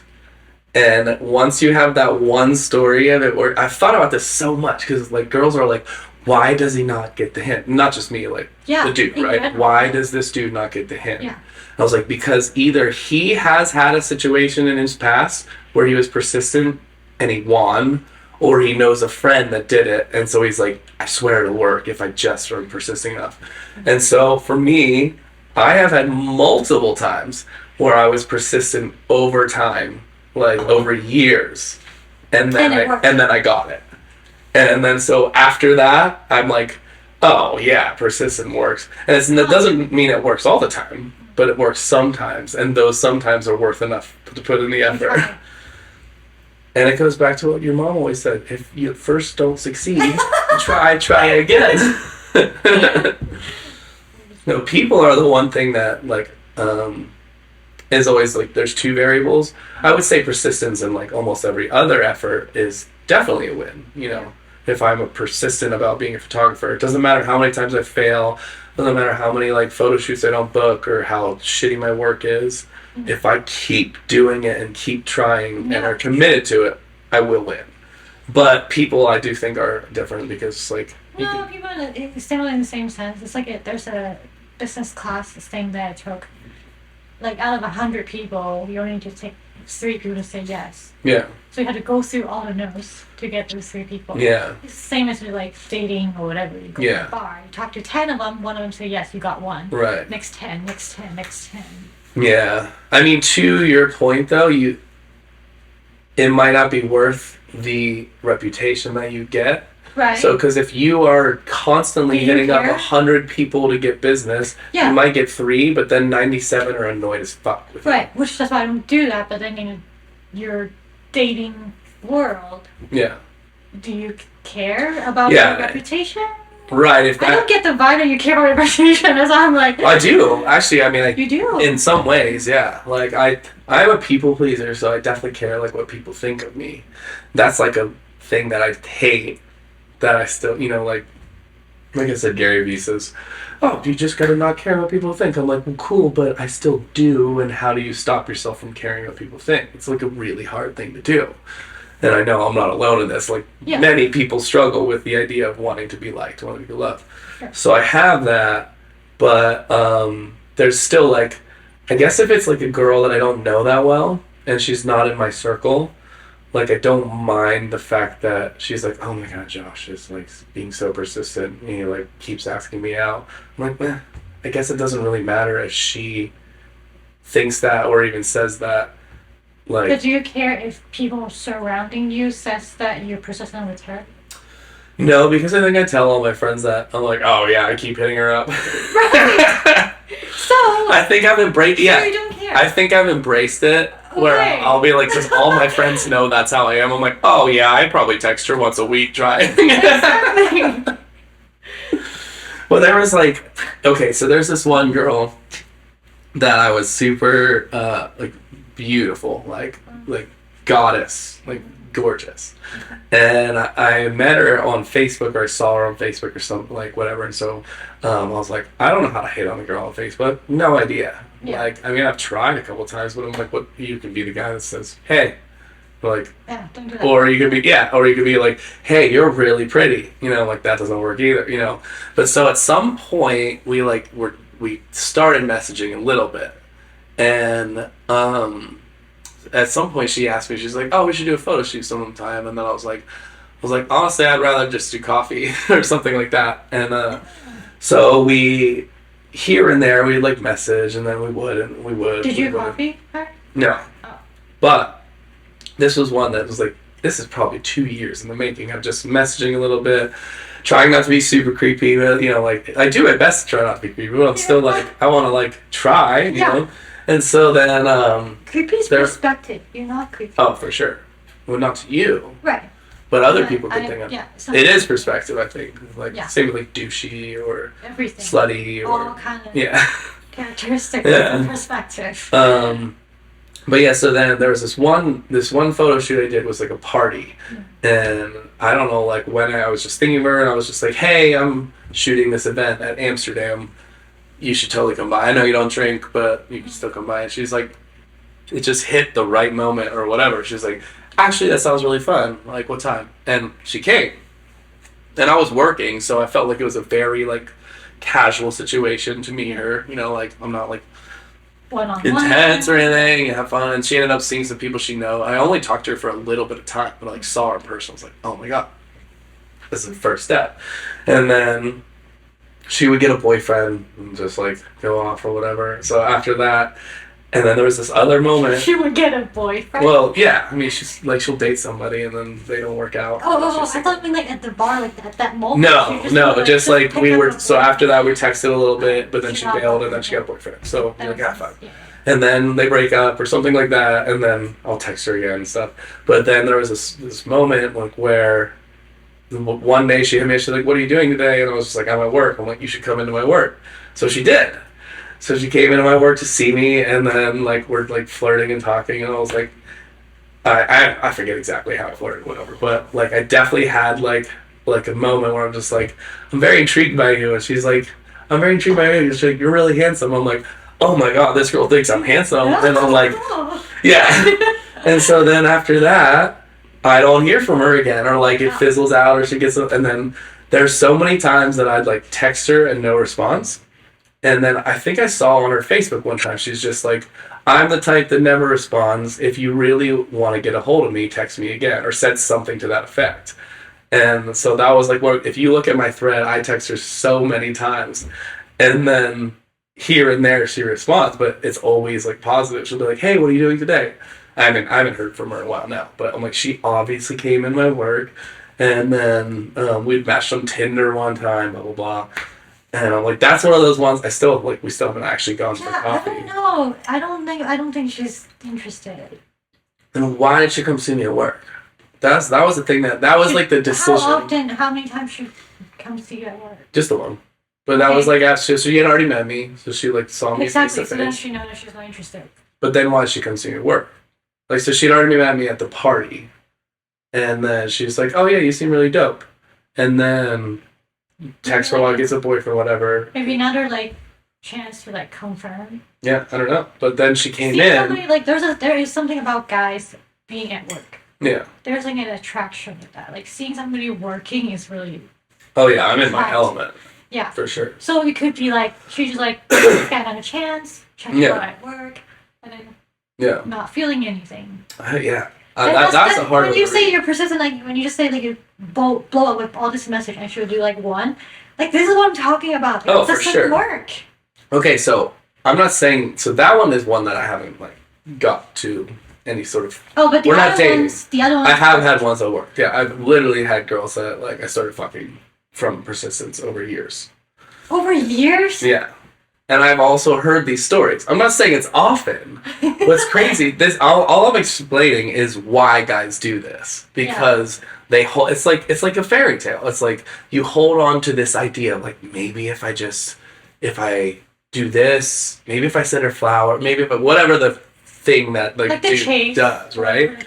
And the reason why they hold on to it is because there are those fairy tale stories that actually do work. And you hold on to that sort of like, see, it worked for my buddy. He was friends with it. He was friends with him for years, and he just kept trying. And eventually, she started dating him, and now they have 4 kids together. And so that like that cycles in a guy's brain, and that's how they're like, like I'm a good dude. Like I don't know why she doesn't like me. Like let me try again. But yeah, you probably end up annoying half the populace of females. But that is why the guys do it. Well, they probably also enjoy the attention too, right? Once in a while. Oh yeah. We get like all the. Actually, it doesn't matter male or female. We get these We like all like self attention. jobs. So yeah, all these things. Like, oh, it's kind of nice. That's like Tinder. This is a crazy like dynamic, but I Tinder. don't understand online dating world. I never got there. Like, it's so wild to me that people don't even. They just. Yeah, continue. Yeah. Sorry. You No. go. Yeah, I mean, it is a weird thing. You're just like, nope, yeah, nope, yeah, It's so nope, crazy. nope, yeah. Everyone's doing the same thing to each other, but like, I can't imagine like putting myself onto the thing that somebody just like, like on my face, just like slapping me like right pretty much. Well, But then we do the same thing to people. Like, I use your phone, I swipe your people, I swipe my it's my kind of fun, girlfriend's people. and it's fun. It is. But like, dang. It's like speed dating, kind of, like really quick. Well, speed dating, you actually have conversations. That is true. I would love to speed date. I would love to host, like, have like, oh shit, should we start a business? I mean, you start it, and then I'll just be a regular at your business speed date. That'd be fun. Oh, like, I think it would be back a in the day, fucking and then like blast. 3-minute rotate. Yeah, you're That'd be right. so Yeah. fun. I thought that there was a group for, because I looked it up to see if there was one in In Boise. Boise. Oh. And I think there was, and then COVID happened, so there wasn't. So I haven't looked at it again, but I would totally do it. And even if you just sit there across the table from a bunch of uglies, at least it's fun and it's a good experience. Yeah, and it's also more human experience. Oh, for sure. Versus Yeah, I mean, Tinder and there's online so much dating filter, angle, not ankle. Like a different ankles. different angles and That's actually my profile picture. Is Use of your my ankle. It's all about the ankle. Oh, that's actually really funny. Oh, I can have like a photo of like my foot up and like the camera's here and it like, just hits there and like my face is blurry. I'm like, it's all about the ankle, baby. There you go. I actually might do that. Yeah, do that. See the ideas that I'm going to get on this podcast. Oh, that's a good one. I like that. No, so Tinder is drastically different for guys and girls. And so especially for hot girls. And even like, I'm a solid like pushing 6.5, 7. Like, I know I'm decent looking. I don't see myself as a 10 by any stretch. I'm cocky as hell, but I still think I'm like okay looking. Like, I'm pretty good. But there are 10s. I'm not gonna give anybody any rating, so you continue. Oh, that's fair. But like, so there are dudes like Luke, for example. He can swipe and get so many matches, but he just like oozes like really hot in photos. He's really photogenic. You have like nude on your thing, Yeah. on your profile. Right. Maybe I can get rid of those. No, I tried both actually. I tried having the nudes and then not having the nudes because Katie was like, I would never swipe right on a guy that has like a shirt, and I was like, Yeah, okay, I'll try the. like totally started pushing. Like nude is like next level. Yeah, but I mean, you only see like some of the balls. Wait, that's it? I don't remember that part. I think he would get like taken I'm off. gonna be like, what? I'm just kidding. No, I've like tried all of these different angles on Tinder of like Yeah. being like a nice looking guy or like being like a. That's another fun thing to do. What if you like try to target audience every time? It's almost like a game. That's another thing with dating app. It's scary. You can Yeah. create a different human Right. version of yourself. Yeah. Like this week you want to be a nerd. Like you create different hmm Oh, for picture, sure. like video game, whatever, right? And then next week you create something else to attract different group. You can- Yeah. Yeah. But so I've been on Tinder for easily on and off for like 7, 8 years, right? And had very little success starting out. I've gotten more success lately, but it's definitely, you have to curate it so hard to figure out like how to, as a guy, a girl, especially if you're cute, you literally throw up a couple pictures. I've watched my girlfriends swipe right, and every time they swipe right, match. Not every time, but I would say 80, 90%. Swipe right, match. Swipe right, match. Swipe right, match. For me, I could swipe right 100 times to get one match. it's fucking nuts the difference of like so one of the things I noticed for girls, Tinder is an ego boost. So if you're feeling down and out, you're like, I'm not feeling hot. You put up your Tinder account and you put a couple photos and you'll get 100 dudes like, oh my god, you're gorgeous, blah blah blah, all that, like just pile on the praise, and it really helps your self-esteem getting all that stuff. Good to know. As a dude, it's the opposite. You're like, I'm feeling a little down, I'm gonna get on Tinder. You're gonna feel like a piece of shit. Like, it's so, like, there are times I had to delete Tinder just because I was getting so down on myself because I wasn't dating, or like maybe it'd been like 3 months that I've had sex. And then I'm like, fuck, dude, I haven't met anyone. And then I'm on Tinder, and then no one's swiping right on you. Like, am I, like, not attractive to people? Like, or do people like, know? Strong yeah. Like, and then those, that kind of shit happens. And so I'm like, I gotta get off this app, dude. This is bad. This is bad. Do you think maybe it's a standard thing? Do you just swipe right on every single girl? No, I don't. I mean, some people do, but I don't. I just swipe right on. Because I see people like just do that, like sit there on TV, whatever, just keep doing this, right? Just so they get all these match, whatever it is. But like girls actually will read the profiles. Yeah. Girls will actually see all these things. And I've seen like girls do it, and like there's like a ton of like. Yeah, I mean, like, some girls are into this, but, like, guys with fishes, you know, like the fisherman Idaho vibe, and, like, and then most of my friends are not into that kind of guy. They're like, but I've watched this, like, half or more of the dudes on Tinder are all, like, have fishing pictures. There's so many fishermen in Idaho. That's crazy. But, yeah, it's just drastically different. I didn't know this. Idaho, everybody has beer. Has beer? Yeah. Like, on a photo, or, beer? Beer. Yeah. I mean, more so than... Like, in the city, like, you don't see that as much. I think it's getting, like, more... It's like the hipster beard. Yeah. More, like, it's more popular now than it used to be. Like, flannels and beer. Yeah. Like, Idaho. Well, also, it's like baseball. Like Major League Baseball. I don't know, you probably don't watch Major League, but I see it on TV. Yeah. It used to be all clean-shaven dudes chewing, like, tobacco. Now it's like big burly beards. Like they all have huge, not all of them, but like most of them have these huge beards. Even in basketball, the same thing, like big beards and stuff. It's like definitely a new thing. Yeah, people really care about beard. Like I have like clients that get like beard comb. It's like a curling iron for your hair. Yeah. Then you heat it up and then you comb it to like straighten it out. Straight beards are weird. I don't know, he like do straight a mustache, straight their beard. I'm like, well, and it looks good. It looks polished on him. Yeah, I mean, my beard looks really good. Yeah. This beard has moved me from like a 6.5 to a 7.5. This is new to me. I don't think this is the longest beard I've ever seen. I think it's the longest beard I've ever seen too. Yeah. On me. Is it hot? In here? Not yet. Yeah. But I don't know. Do you comb it? I shape it. So like, I do a little bit because when I blow dry it. You blow dry your beard? Yeah, it's super wet. You're judging guys flat and straighten their beard. No, I didn't. I just don't like straightened beards. I think it looks weird. Take that back. Oh no, I totally judge people for the same shit I do. So after I get out of the shower, I blow dry it and I comb it this way. So like it comes down like that. And I used to have it, before it was longer, I would like pull it back this way. But once it got long enough, I went the other way.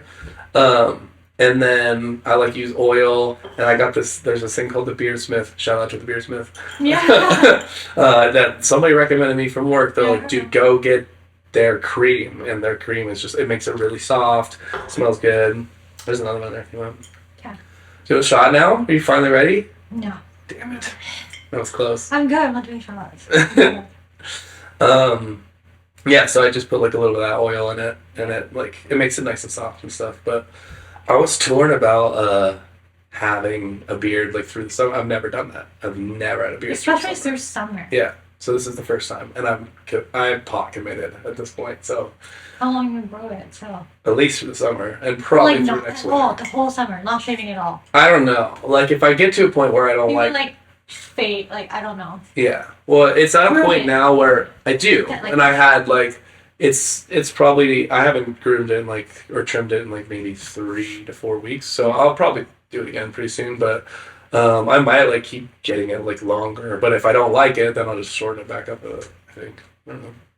Fun. I keep just like, let's go with the flow. I don't know. Yeah. No, it's fun. I'm doing I'm trying to grow this as long as my ball hair as well. So Oh, so they do match. both. Yeah. And then Yeah. highlight them, maybe color them. Yeah. Yeah. I have this idea. I couldn't commit to it, but I have this idea of like having a ball goatee. So like you shave the hair above the dick, but then you grow out your ball hair. And so it's just like really long, and then there's like no hair above. Oh my god, that would actually be pretty funny. But I would probably never get laid again. Well, I mean, if they get to a point where they stick to it, it's already happening. So Yeah, that's fair. that's a good point. Yeah, you could probably hide it. I mean, girls with bushes still get laid, so I'm sure. That'd be funny if you like do like, hey, girls do like designs and stuff, right? So Yeah, like the that'd be arrows or the funny. hearts, or Yeah, that'd be funny if you do that. Like, I think it would be funny as a. mustache. I guess I could probably do it because I think it'd be funny to like shave in like emojis in like the hair section. No, not emojis. I mean, it'd be funny. It won't be hot. But Yeah, then it's just like a turn off. If it's too funny, yeah, then it's like, not touching that. that's fair. Right. I do Maybe have. like a little mustache, then that'd be funny. That'd be cute. Yeah, but again, But not funny, but they cute. wouldn't touch Not it. too. No, not like an emoji. Huh. Emoji, like a smiley face kind Yeah. of deal. I don't know. Different girls, different perspective. Yeah. So, Well, I mean, the girls definitely do the heart thing. That's kind of like an emoji, a little heart shape. a heart shape is still a shape, not like a face with like Yeah. expression. What if there was like an artist that was like really good and could make That would be like cool. other people's faces in the hair? I have Brad Pitt in my ears. That would be cool. I did I've told some friends this, but I haven't told this on the podcast. But I created an OnlyFans. I did not know that either. Yeah, I haven't posted anything yet, so but it's really funny. Well, I think it's funny. It's probably terrible, but I wanted to check to see if I could actually get the URL, and I did.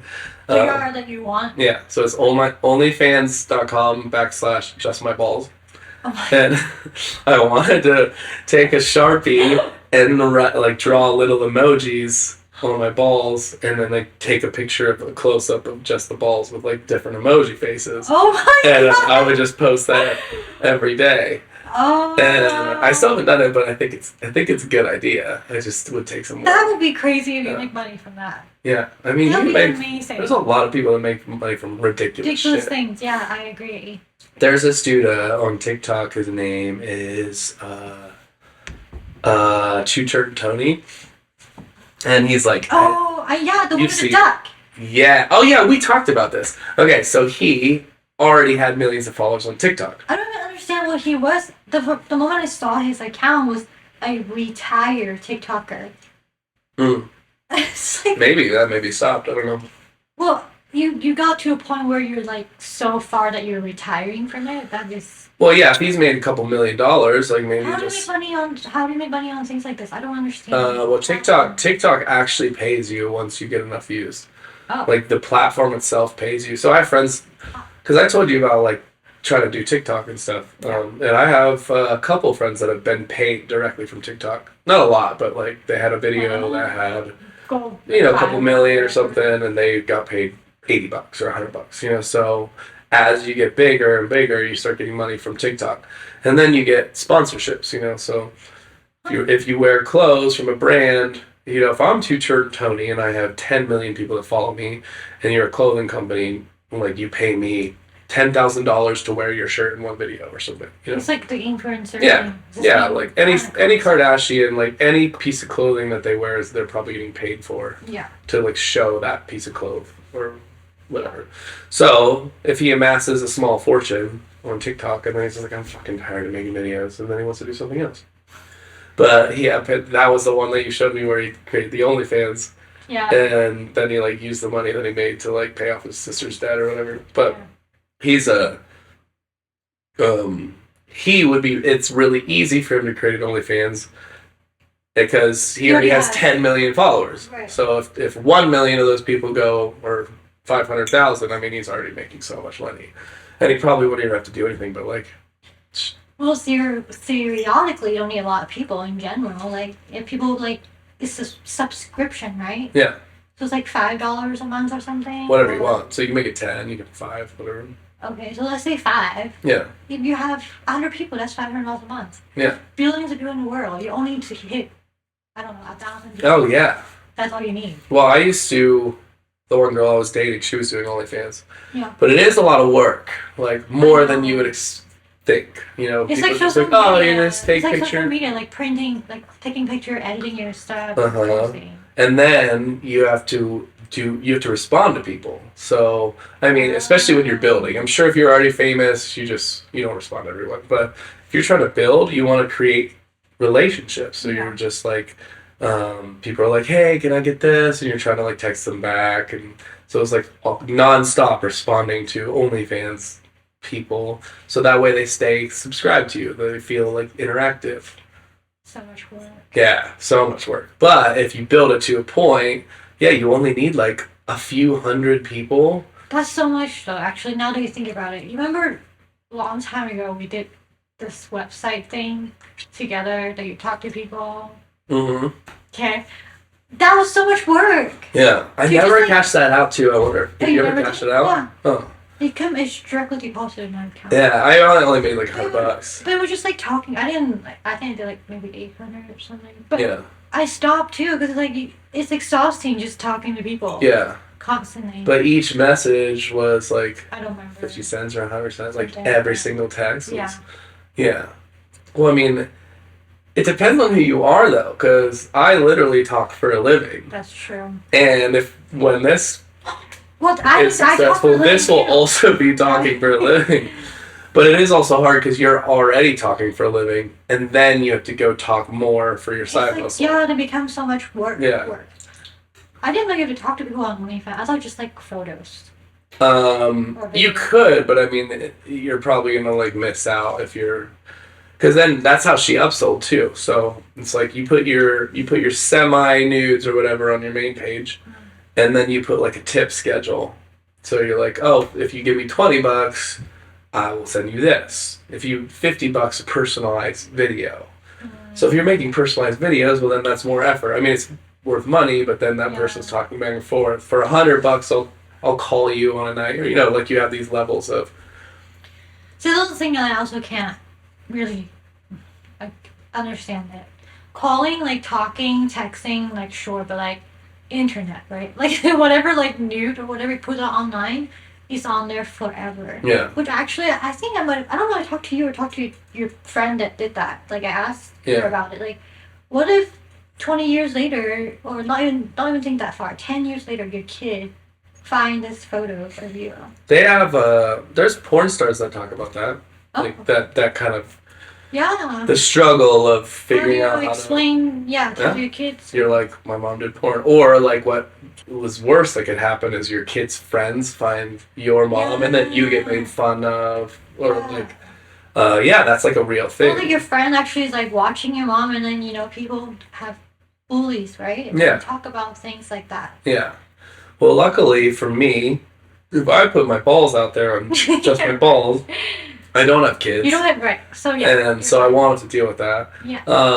I mean, some people that like say do porn or OnlyFans for a little while. I mean, I don't know. People forget about them, and it's like, yeah, they might find that later. 20 years down the road. The people that will look for it are the people that you care about. That's the thing. Yeah, And but those are people that would be. why would anyone I care about search for Josh's balls? Like, no one's gonna do No, that. yours is not.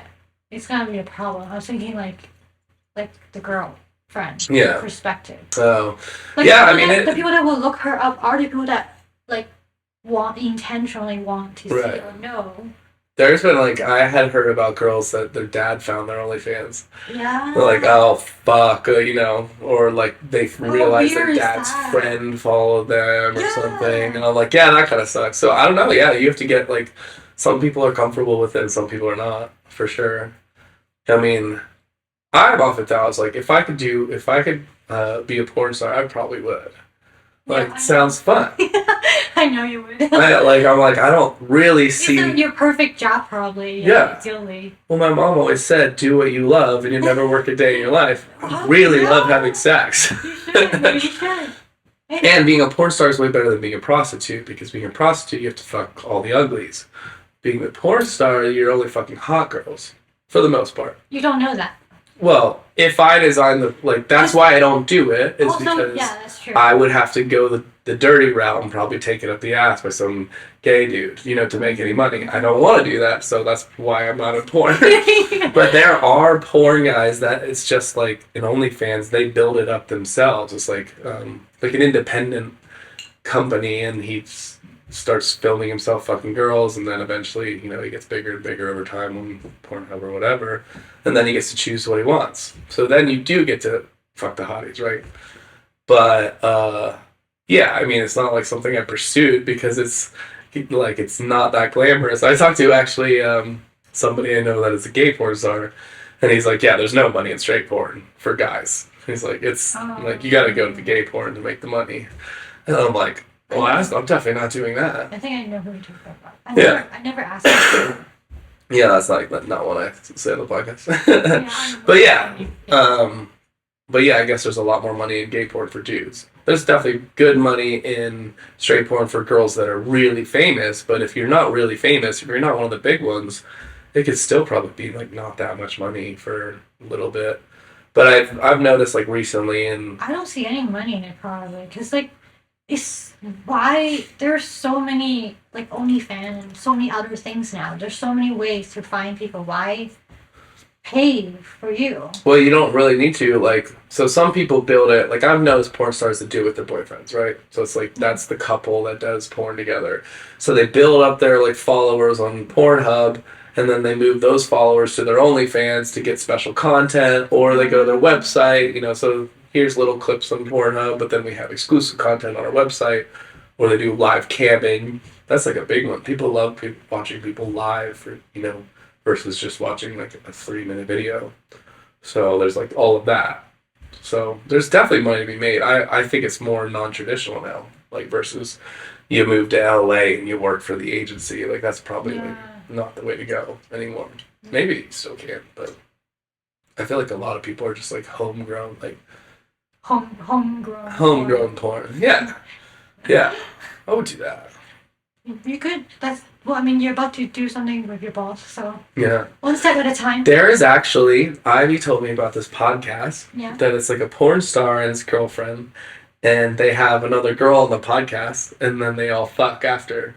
So they do the podcast, and they talk about, I don't know I haven't watched it yet. I do need to watch it, but that's the whole MO of the podcast. So they sit around the room, talk about whatever, interview the girl, and and they just get probably drink. But they don't film well, maybe they do film and make porn out of it, but the podcast is just the talking part. Yeah. And then they turn that off, and then they have a threesome.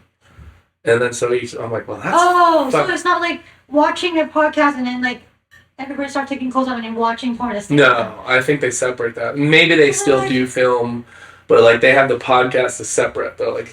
So they talk about, I don't know what, I need to check it out, but she was just telling me so then each girl knows that I'm going to get interviewed and then we're going to fuck. I'm like, well, that's wild. That is pretty wild. That's an interesting concept. I have to pee. So there's this, speaking of, there was this podcast I did with Tyler, and I was so fucked up. I don't think I've ever met Tyler. No, I don't think so. So it's have you met Ian? Yeah. So there's a few people that I have been friends with from Rudy's that are I'm pretty close with, but yeah, they're just a separate friend group. But I've introduced them to most, everyone knows David. From all my Rudy's crew know David, I don't go out to Rudy's. I met Emma. Yeah, I know. I gave you shit about it because you've never visited me with words. That's how I met Hannah and Emma. So far. It's not that far. You live out there now. No, you're on the other side of town. Yeah. But that's why I was going to bring you the David sweatshirt, because I don't know when I'll give it back to him. Well, you could just hit him up and be like, let's hang out, and then you would probably see him then. I know. It's go back to monogamy and polyamory thing. I don't just hit up a guy, let's hang out. Can you hang out with me? I know, but me and him's friendship is not the same as me and your friendship. Yeah. I love him, but we're not as close in a way. Yeah, that's fair. You're going to the wedding, right? Nick and Tasha? Yeah, I'm going. I think David's going. Oh, is he? Yeah. It'll be cool because I think a lot of us that don't always see each other will be there. Yeah. I don't know if Nikki and Andrew are going, but yeah, I mean, I kind of doubted it, but I don't think we would fly back yet. yeah, I love weddings. I was like 100% in, and I'm like stoked for them. They're fucking cute. Yeah, I'm excited for them. If yeah, I think that because I've done a few podcasts after dinner or after a meal, it is a little tough because you get sleepy when you eat food. Bit. So that, but I felt like it picked up like after once you get talking, but that is something I might not do anymore. And then it is hard because we talk about so many things and you're like, already we could put a pin in them, but I did notice that we haven't hit any of those topics yet, which is fine because we still ended up talking about funny shit or fun stuff. Yeah. I don't remember what we pin on at all. There's so many times that we should pin on this. We should pin on this. I think that you're and I there are certain of my certain friends that I end up talking about the same thing with more, and so I kind of knew going into certain podcasts that we would talk about this or we would talk about this, right? Me and Tyler get into some philosophical stuff quite a bit. Yeah. And then other of my friends are super funny. There's this one kid I want to have on. I'm like, dude, he is hilarious. And I know that he brings funny out in me and I bring funny out in him. And I'm like, I want to have him on the podcast just because I think it'll be ridiculous and super funny. And one of the things that you and I always talk about is monogamy versus non-monogamy. We talk about it all the goddamn time. So I kind of felt like that would come up, a little bit. But I think that's one of the pin things. But oh yeah, we did because of the time schedule. How do you have time? Yeah. How do you have enough time to do that? Yeah. Okay. That is we a can thing. Talk about that. That is a thing that I don't have an answer. As far as how does one manage? You have one sister. Yeah. And 2 parents. Yeah. What about somebody that has 4 parents? Because they have their stepmom, and they're 9 siblings. And yeah, they have to manage more relationships. And does that mean that they have less friends? Because they have so much energy in their family. Actually, very possibly if they're closer to family. Right. And so what I need to do if I'm gonna have 5 girlfriends is just get rid of all my friends. I'll be fine. There you go. Yeah, that's how I'm gonna manage it. That makes sense. Okay. But yeah, and we said, so when we're saying most people, when you get into a relationship, a lot of your friendships suffer in a way, Right. It's just you kind of hole up. And I do find it admirable when people don't do that, when they figure out a way to still see, their friends. Yeah. Somebody. You do still see your friend, just not as often as when you're single. Right, but some people don't at all. You've seen those couples where it's just we used to hang out once a week. You got in a relationship, and it's I haven't seen you in a year. That definitely happens. Yeah. And it's not to fault them because everyone does it. It's partly that's your person now. You want to see your person every time. Right. Yeah. So, but I do think it is admirable the person that is able to still keep their friends involved. And yeah, I don't know. It's fucking difficult. Well, just the emotional standpoint, it's just so exhausting when you are maybe, I don't know if you're less emotionally invested, when you're emotionally invested. 5 people, they come with 5 backgrounds, 5 problems, 5 sets of stress. 5 sets of problems. 5 sets of problems. Probably more problems than 5. If they have a bad day at work, they all have a bad day at work. I also like girls with a lot of problems. So. Daddy Daddy issues. Oh yeah, you love that. Oh yeah, so I'm just tacking them all on. If they all get sick together, if they all, yeah, you put them all in one bed. You just get you just bottle them. a big thing of soup. Instead of the little guy, you just make a big pot. You feed them all the soup. Oh, it's super easy. Yeah, I just don't. I think this is why you have to ultimately, if you're going to go down the road that I'm going, is just get a commune. Get them all together. You can feed them all at once. I can't. Well, there also, is the jealousy thing too. the jealousy thing is to share, always a tricky thing. right? But I have noticed, and this is one of my arguments, is you don't get rid of jealousy when you create monogamy. No, you go less complicated. Like the risk factor that we talked about earlier, right? Yeah. The bigger risk, the bigger reward in your way that you want. Yeah. Or like you have a more wild, intense girlfriend. Yeah. Then you come with crazy things that happen. And you Right. don't even know how there's this happening in your house. Yeah. Right? So it's kind of the same thing. Like, Yeah. more, it's not always merrier, just crazier. Yeah. Well, and obviously that's where you like find the balance of like how much daddy issues do I want in a girl, right? Like more daddy issues means freakier sex, but too much daddy issues means crying, like yeah, right. like, So you have to find that balance yeah, of like the middle ground, right? Yeah, sure. So like yeah, what I'm saying is instead of having 10 girlfriends, you only have 5. Like then you know it's like it's the balance. That's true. That's better. Easier to manage. No, I mean the point that you made about like a person that has a crazier life is more fun, but then it also brings crazier things. Like that is very true. I can actually see that very apparently in multiple of my relationships that I've been in the past or in the present. And like we talked about my sister, I'm like, yeah, my sister's actually has some crazy ass shit going on. And if you hang out with her long enough, you're gonna have some crazy ass shit go on like in your life, right? Right. And that's like sometimes it's not to like fault her, because I'm like, well, you live a fun like crazy life, but you're choosing it, and then that goes back to where like, well, do I want a crazier kind of hectic life, or do I want a simple, boring life? And I don't think you have to go to those extremes. Exactly. But finding like a little bit of middle. So then, 5 is the middle. 1 is Yeah, boring. 10 is crazy. Right? Yeah. So 5 girlfriends. I actually could not handle 5. I've definitely juggled like 5 girls, just like more being single, and it's exhausting. I mean, yeah. I feel like a good level is like 3. I feel like that's somewhat easy to manage.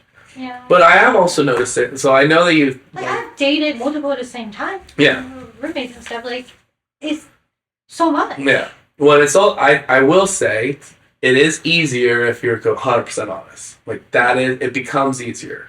Like if you're trying to hide the fact that you're seeing other people, that becomes a little more tricky. When people are like, "Hey, what are you doing tonight?" You're like, "Oh, I'm just hanging with friends," and you're like, I guess to get back, seeing them just like casually, Yeah. it's different than like actually dating. Right, them. but So even- I've never done that, but like you actually like When- in relationship with Yeah. multiple people. But when it's I was different. like being single, I wouldn't broadcast that I was fucking somebody else, right? yeah, and but I- it's given. Everybody knows. It's a fact. But not like some people think that if like everybody is single, everybody is single. I would say that there are certain girls that once you fuck like twice, they kind They of think like you're they're taken. like we're dating now. Oh. Like not everyone, but there are some girls that are just like, okay, so like we're seeing each other, and I'm like no. But like as soon as that conversation comes up, then it's like a little sticky sometimes. I remember also. It's also a little hard when if you're working at a restaurant and you're fucking 2 girls at the restaurant and you don't want them You to should know. never touch work. That's another thing. That was like what I did as an ugly kid. Is like that's the easiest way to get Do laid. you work people? Yeah, it's way easier to fuck somebody at work than strangers because you get They to know know you. people. Yeah, you get like you spend a lot of time with them. There's obviously complications, but Yeah. I have Too until much complicated. my restaurant now or until recently like I had like every restaurant that I worked with fucked people. But it's like par for the course of restaurants and bars. Like almost always. Like people that work in restaurants together, they fuck. It's very common. Yeah, very, I right? learned it from you guys. Yeah. But I didn't realize how complicated it is until I meet all of you. yeah. Yeah, well, and that's like the thing is you are more on the spectrum of a little bit simpler, a little bit less complicated life, Oh, right? yeah. A little less crazy, a little less, Very more And little fairy the- tale side. the friends that you have sometimes met, like myself or Lindsay or Nikki, are a little bit more on the crazy side. Like Yeah. Nikki's life was definitely a little more crazy. I mean, she's a lot tame now, but Yeah. same with Lindsay, same with me. Like we're just like, oh yeah, like we're gonna do some I assholes guess I'm just like someday. a very different person when you're single and not single. When I'm not single, For sure. it's a very different person. That's fair too. I mean, like Yeah. people seem to mellow out a little bit especially in like long term. You know, Yeah. if you're living together, it's working out. You know, yeah. Yeah. But the thing that I thought of is you were saying how if you handling like multiple emotions and Right. whatever. Okay, so what if this is probably never gonna happen for me, but what if you know how you have certain friends that are like mentally exhausting, Yeah. and you have other friends that like it takes no effort to hang out, like me, it takes no effort. But okay, so say you have a friend that's just like really easy to hang out with, really chill, not a lot of drama. You are different sometimes. Yeah. So what if I just find 3 girls that are way more chill and like less drama versus that one person that has very emotional, like very like high, like you have to always put in a lot of energy for their personality. But the chill, also, it's not as exciting. Also, not as wild, not as fun. Right? And they probably would never be down for. Well, actually, no. Chill if can you're also chill, be kind of boring. Right? yeah. So that's why when you say like the whole spectrum thing, you can't have chill, which is supposed to be boring, but then also be fun and wild. You kind of have to pick a side. There is a one that's okay. I won't name names. No names. Yeah, but there is a I would know. You just say it. I don't think you'll know. Actually, it's somebody I don't think you know. Oh. There is a girl that I know Okay. that she's in a relationship with another girl, and they're in an open relationship.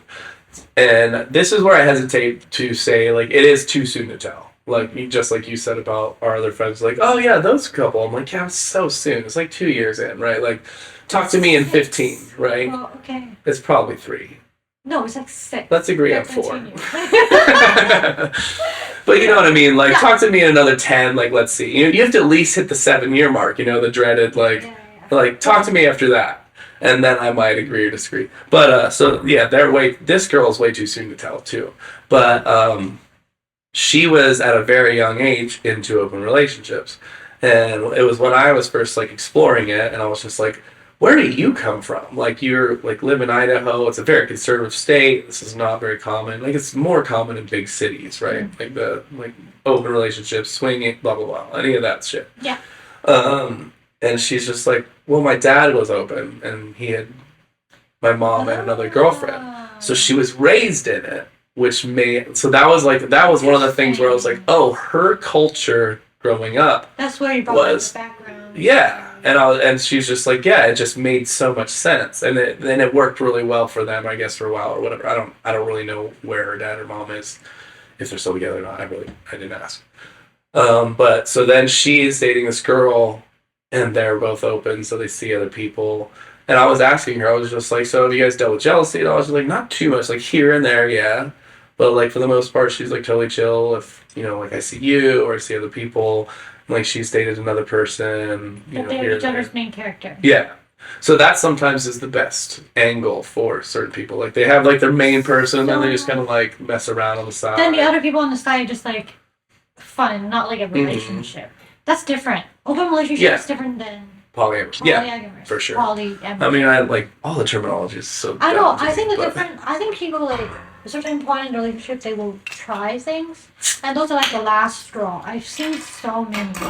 I actually agree with you on this. Yeah, there's so many at the end of marriage. It's like a Hail Mary. Like why not? Yeah, actually, I heard. It's a football term. It's like when you're down and you're way over here, but you got to get the ball there, and you have like 3 seconds to do one last play.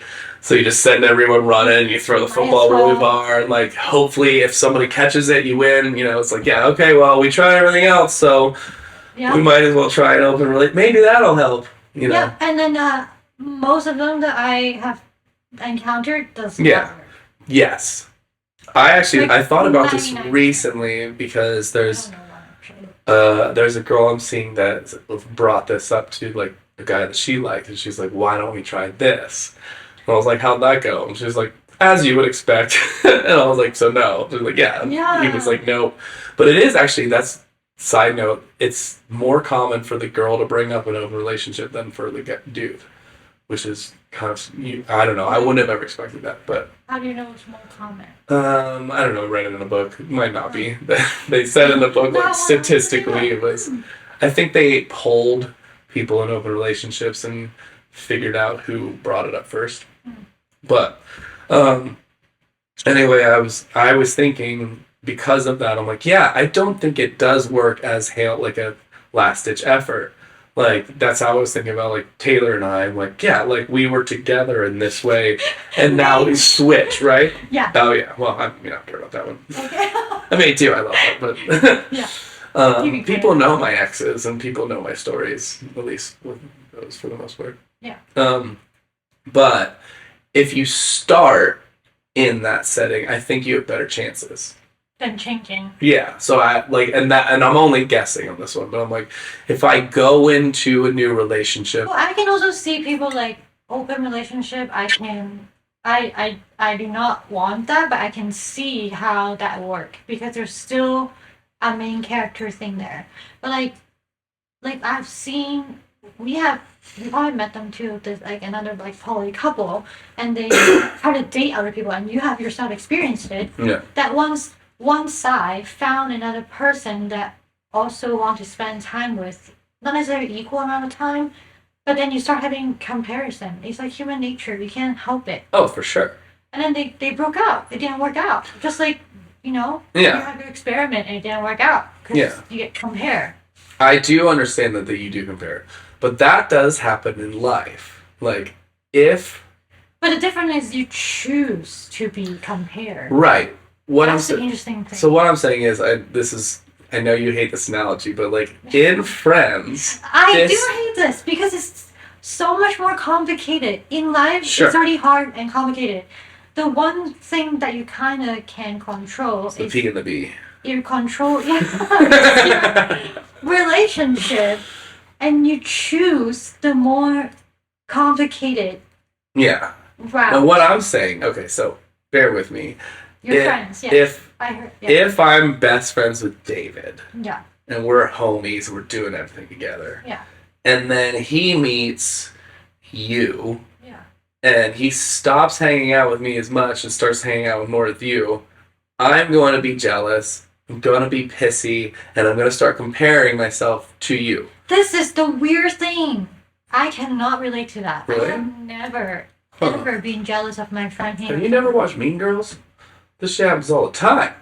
Yeah, but I never understand that actually. Yeah, I think It's like I have experienced even within our friend group that I know so and so get jealous of so and so being hang out with whoever more. oh my god. So much, right? So much. So much. The amount of times that it was just like, it's just like Taylor hangs out with Nikki more, or Lindsay hangs out with Taylor, like that dichotomy. Yeah, But I just step out of it. Like I don't want but all I'm saying is that's not uncommon. Like I feel like that's very common. I've noticed that with like even my close, and maybe this is more of a girl thing but I've noticed that with most of my girlfriends.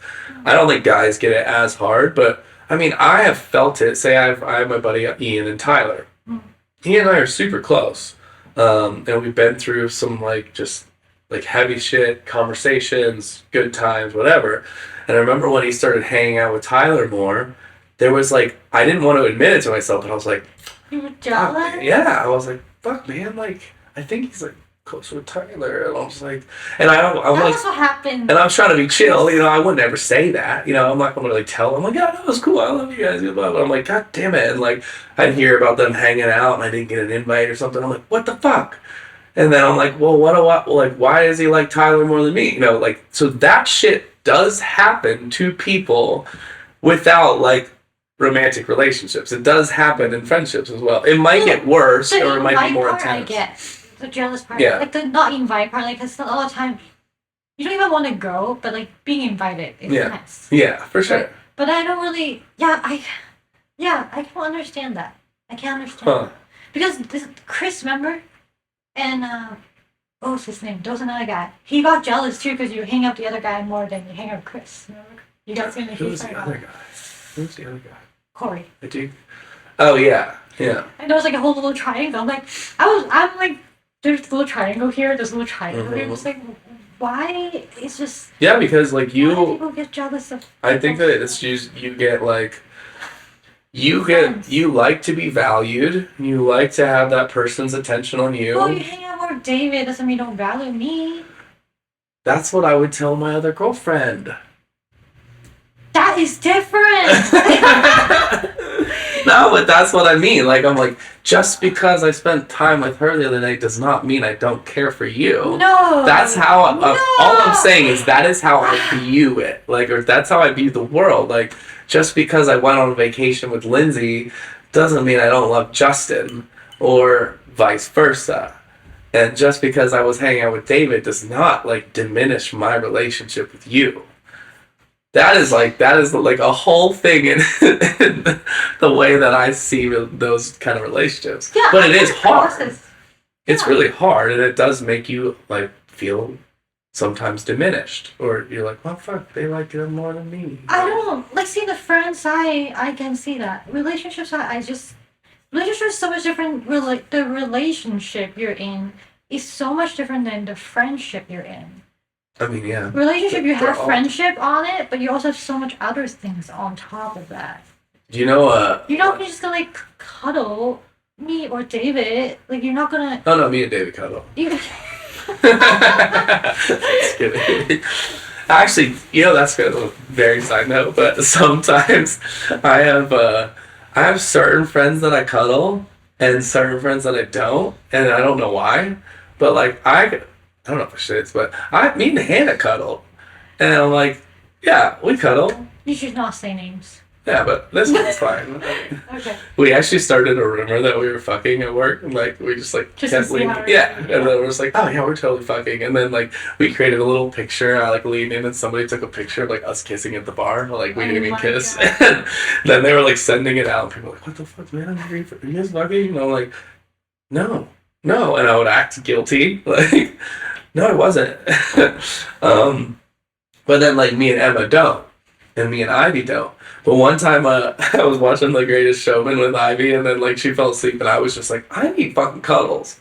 And then I like put my arm over her, and then she was like, I didn't consent to that. I was like, I needed cuddles.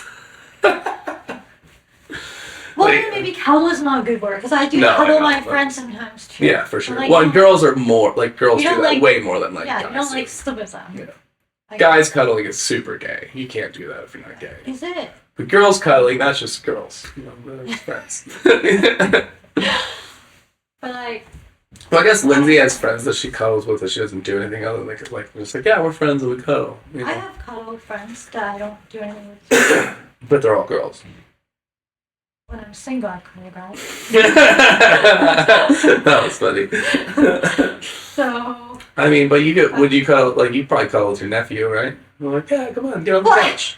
No, he's not bringing this. He's the baby, my nephew. Yeah. No, I'm not He's saying not anything by compared it. to But I'm like, any.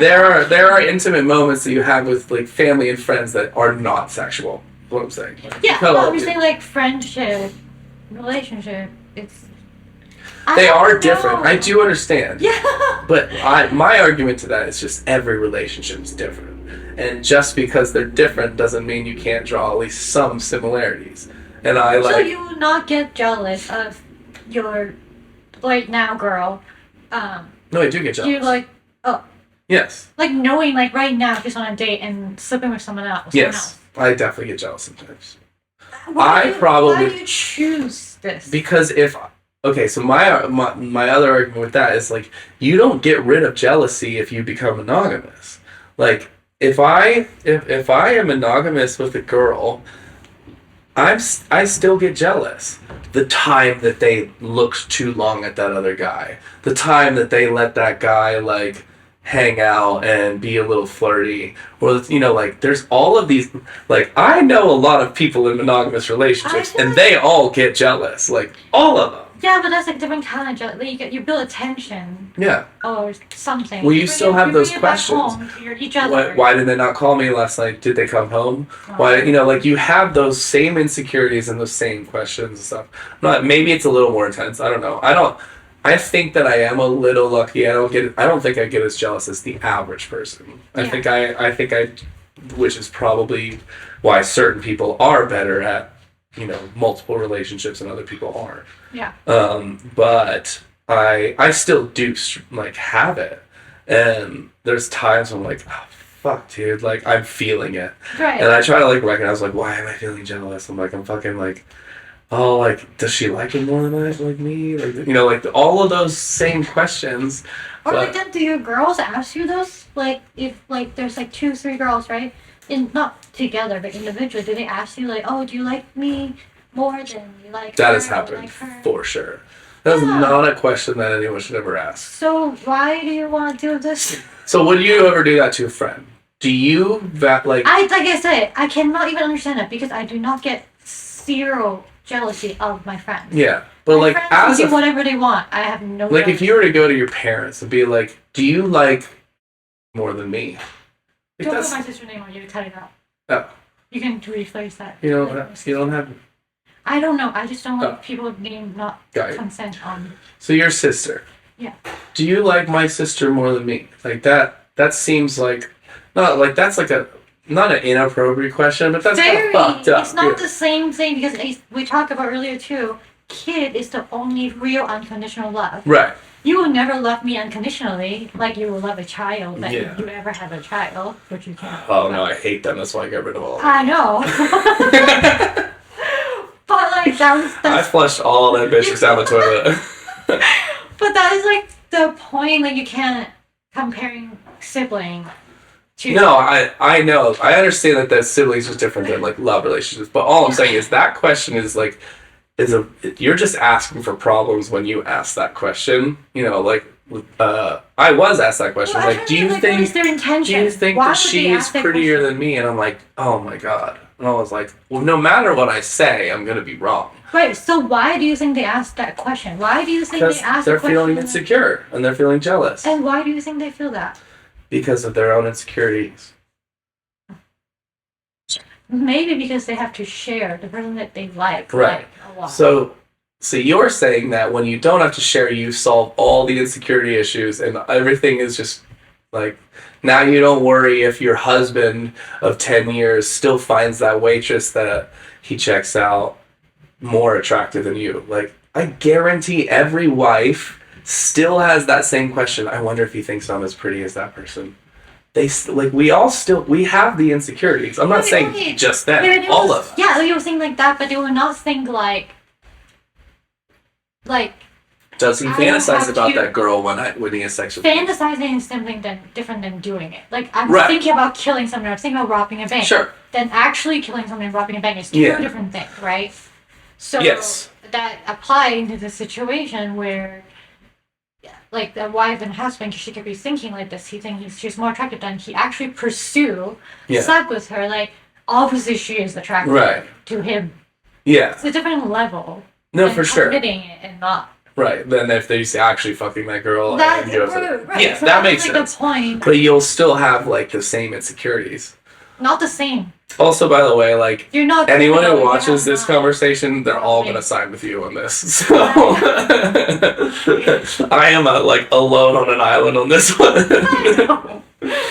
So I think that'll That's be the funny. thing we talk about, and we talk about like spiritual things.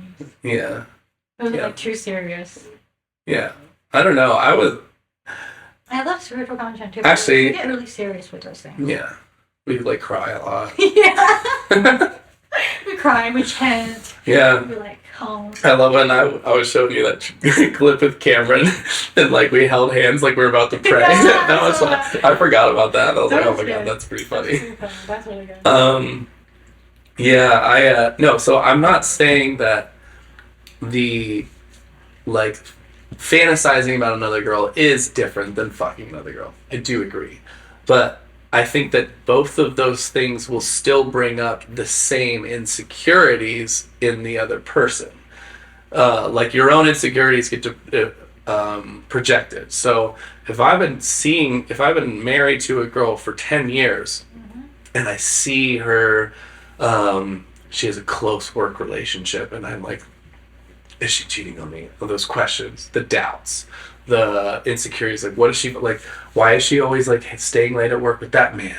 Why is she going? Like all of these questions of like, does she love me anymore? Like those questions will always happen in anyone's relationship, or if we're in an open relationship and she's fucking somebody else, I will still have the same questions. Does she love him more? Does she like sex more with him? All like it still sucks either way, and maybe it's slightly more intense, but I'm not sure. I feel like you still I think still it's have more those. intense in the sense that one you're guessing, one you're knowing. You should try both and then like get back to me. Like you're wondering if like she think about this guy, Right. sexy whatever, versus she chose this guy. Like she chose him tonight because Sure. she found him better tonight, Yeah. whatever. It's different than you wondering. Yeah. No. Okay, so I mean that makes sense. Right. But is the fact that she is choosing certain nights to be with one dude and certain nights to be with you, does that make it like something we shouldn't do, or is my feelings of insecurity just something that I should work on? And that's kind of like how I look at I it. don't know about shouldn't do it. I think there's no, like I said before, not right or wrong in the sense of what kind of percentage of you to choose. So you only have 100%, Yeah. 100, whatever it is, 100. If you have 3 girls, then they all They only get get 33 Yeah, each, right? that makes sense. And you can only expect 33 back, and you will only receive 33 back. No, I expect 100. Right.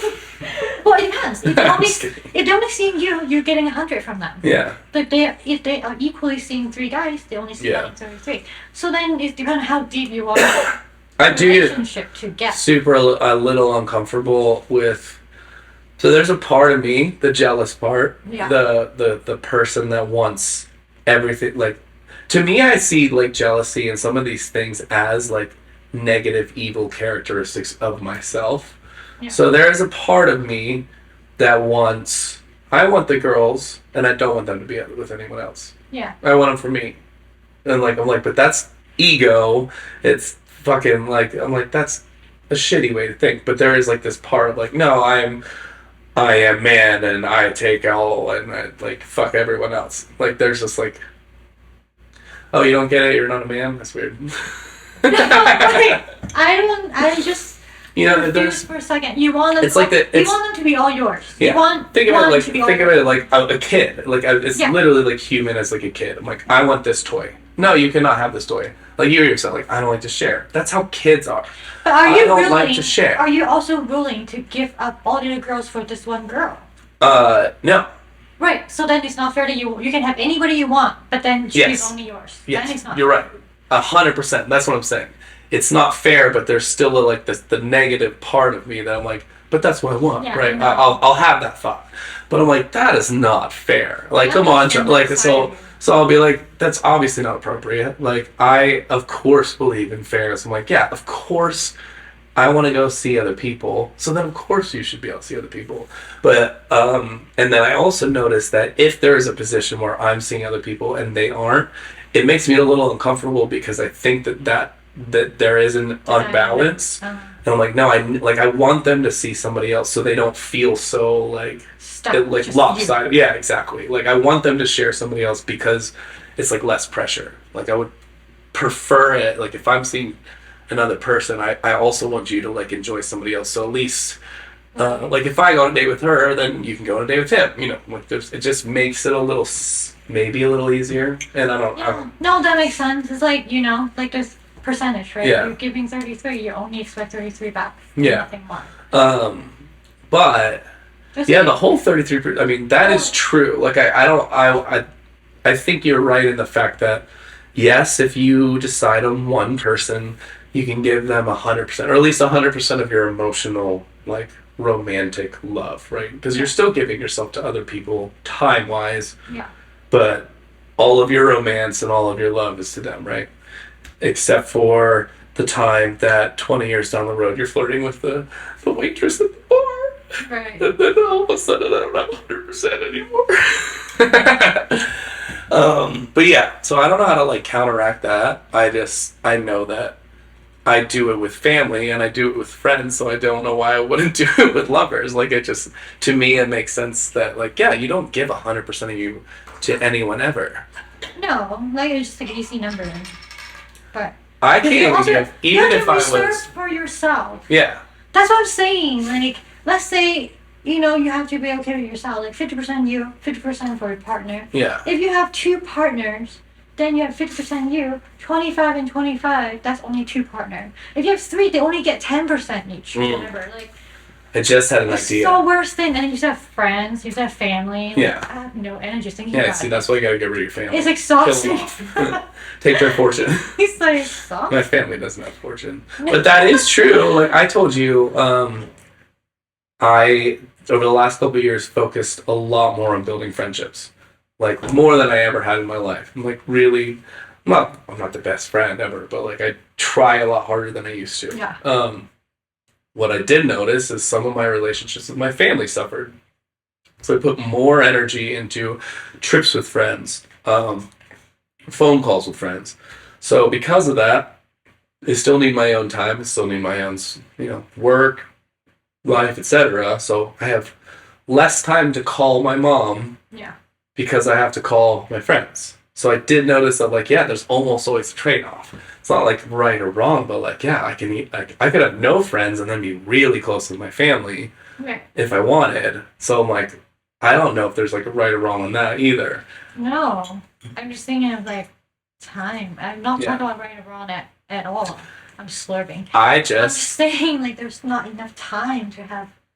Yes, the time is the thing that is. There's a finite supply. It's probably I do view love in general as an infinite. Like, just because I love you with my whole heart doesn't mean I can't love somebody else with my whole heart, and doesn't mean I can't love somebody else with my whole heart, right? Like, I do feel that love is infinite, but time is not. Right. That's kind of how I see, like, the world. So, yeah, you could have infinite amount of love to, or a different level to feel. Yeah, for sure. Right. But there is still only 24 hours in the day, right? Yeah. Okay.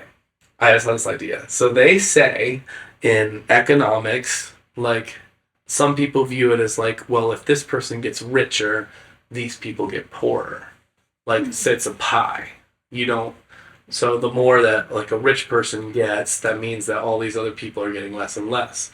But that's not how, like, economics works. Yeah. You actually make the pie bigger over time. So, like, there's way more wealth to spread around now than there was 1,000 years ago, than 2,000 years ago.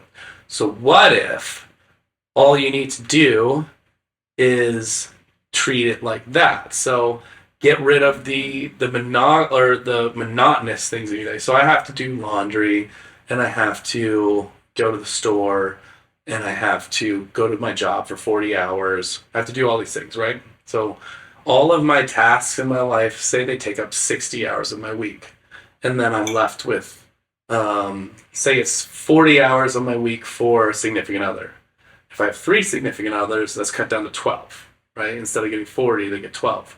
But what if I get rid of the 60 and give each of my significant others a third of that 60? Does that make sense? Yeah. How do you survive? I have to be rich. I have to be able to pay people to do my laundry, cook my food, not have a job. But then I would have more time for my lovers, and then I would actually be able to give the same amount of energy as that poor person that gives to his wife. I think I figured it out. I'm not sure if that works, but interesting concept, but yeah. I would be able to give, because the average person in life, how many hours do you think you give to your significant other? If you live together, you give, 5 hours a night, 4 hours a night? That. Like, the time is... Time and energy, but... Time and energy are efforts. Right? But when like, you're at work... Like, how, like, my car, like, broke down, or locked my key, whatever. Like, call you. You can't come get me. I'll have to Uber.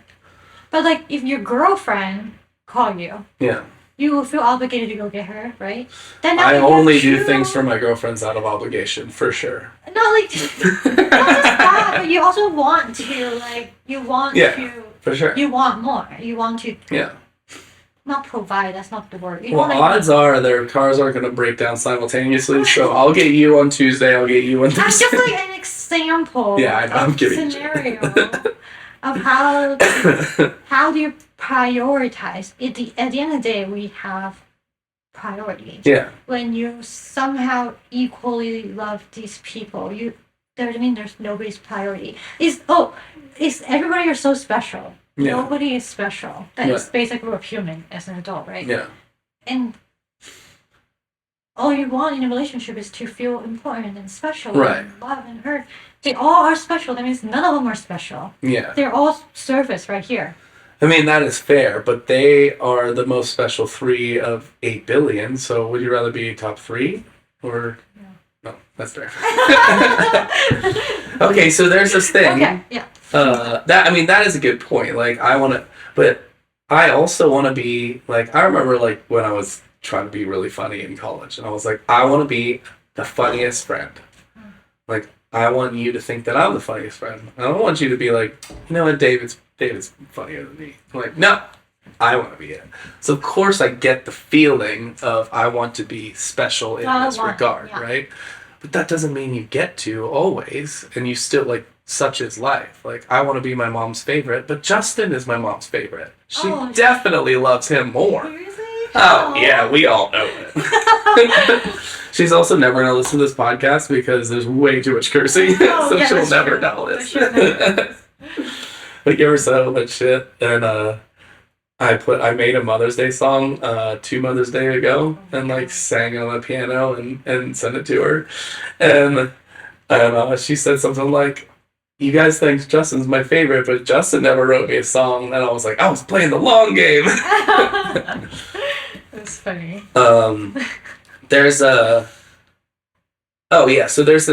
there's that situation, they do it in movies sometimes, where it's just like, okay, so you have your mother over here and your wife over here. Yeah, which that is so toxic to compare. And they're gonna die. So who do you choose? You only have time enough to drive to one. Yeah. Oh, like the one both fall into water. Yeah. That dumb shit, right? Yeah. So I mean, it's an impossible situation. Right. And so. But you cannot compare mother love and relationship, just like friends and relationship. You could if you were in that situation. Yeah. You would have to. You would have to pick one, in that situation. So, but even so, like, take it like friends or whatever. What was your answer?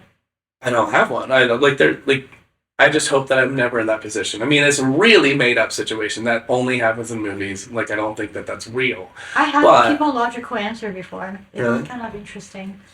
It's me because mother's older, so I'm living longer with them. Yeah. Yes. But your mother birthed you. I don't know. Right. So I have like, fuck you, Mom. I have asked that question. Actually, it was a very logical answer from on his point of view. It's kind of like, no, that makes sense. Yeah. Right. It's like, if me and your mom, it would be me because mom's gonna die in like 10 years. I'm not. I'm like, wow. But if he was asked that same question by his mom, do you think he would say you, or do you think he would say a very different answer? He only told you to do that. I never have a guy that answered that question in general. Yeah. Well, I don't normally ask that question, but but that's like a fun, like, first couple days, like a fun random shit just so out kind of question. Yeah. Like, I mean, it's it's basically impossible. Like, But in your situation, it's like if you have 2 girlfriends. Right. In the water at the same time, which one you're gonna get? Right, yeah, and so like, that is a direct comparison, right? Yeah, there. Right, and there's no answer. But what I am saying is like, this is why I don't like, and maybe this is why I'm a little bit more meant for it. But like, I don't like the idea of favorites, and it's not just like with girls. This with their like people, what's your favorite movie? I'm like, how the fuck am I supposed to know? I really like this movie, and I really like this movie, and they're different. That's why I say one of my favorites. Right. Everything. One of my favorites. Yeah. So, like, when they're like, what's your favorite girlfriend? I'm like, she's one of my favorites. Oh, gosh. But, I mean, like, the same with best friends. I never really understood that. Yeah. I mean, I understand it in high school. Like, you have to have your best friend. But it seems like a high school thing. Yeah. And, like, as you get older, it's like, I don't have a best friend. I have really close friends. Like, I don't put David above Ian, or I mean, and everyone goes in waves too. So there are times when I hang out with David more, and then there's times when I hang out, so like there's like these ebbs and flows of relationships. Well, like for me to say this is, and I'll probably use the term, I think I did, like when I'm like, I'm visiting my best friend in Canada, and I think it was Severo or Noah or something. It's just like, what the fuck, man? I thought I was your best friend, like. But like, yeah, like you immediately by saying this is my favorite person, put this person off a little bit. Right. But I'm like, I don't need to have a favorite. I value them for different things, and I guess that's how I would view like in multiple relationships is like. But I mean, I do understand that in certain ways, some people are like valued more in time, or like if you've been seeing a girl for 5 years and then a new person comes in, she's probably going to get less of your time. And if she gets more of your time, that person's definitely going to get pissed. For sure. But, I mean, that's...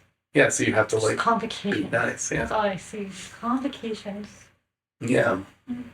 I mean, who knows? Who knows? I think the winner of this argument is definitely you, because we're going to take a poll. And of the 3 people that listen to this podcast, all 3 are going to side with you. No, it's not about winning. These are Uh-huh. discussion. Life is about winning. No. I'm here to win, Sammy. I used to be competitive. Now I'm not. We should all just hold hands and skip to the next. You know, it'd be really We should all funny just is like in friends. 30 years, like you had like 4 husbands.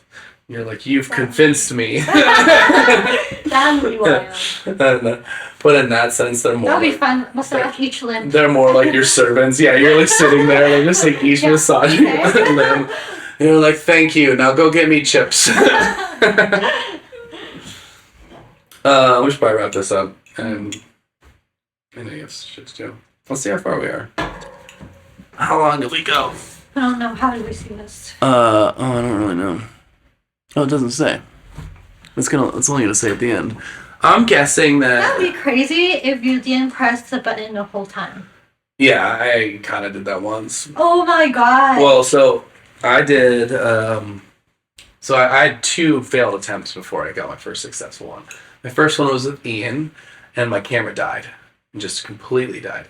Not only even Is that it plugged day. in right now? Yeah, it's actually still going, and yeah, I think I've definitely learned from some of my mistakes, which is part of the process. Yeah. But the camera died. So then the next time it was with Emma. We were so fucking drunk, and she got a phone call from Hannah, and I like laid down on the couch and fell asleep. And then she's just like drunk and swaying, and she just eventually leaves. And so that was the next one, and then I finally got a good one where we actually finished from start to finish. But I've had that one with Tyler. Oh, I don't know if I said it, but this one with Tyler, I got so drunk and I forgot to turn off the camera. So I turned off the lights, and I leave the room, and I come back and like lay on the couch, and you see me like take a nap for like an hour. And then at the end I like wake up and I like eat some fucking pretzels, and I'm like, ah. And I was just like, oh dear God. I was like, if I start like jerking off or something, this is going to be terrible. Oh my god. Luckily I didn't do anything that embarrassing, but I did fall over. Like standing around, and I just like fell. Yeah, but for the most part, I haven't done too bad. The one with David, I forgot to plug it in, so it died like right at the end. This too, like those 2 lights already turned out because I don't have cords for them. Yeah. So it gets a little darker after about like an hour and a half, but No, this is super bright. yeah. Sammy the Optimist, thank you for giving us. Oh, yeah. Thank you. Nobody's.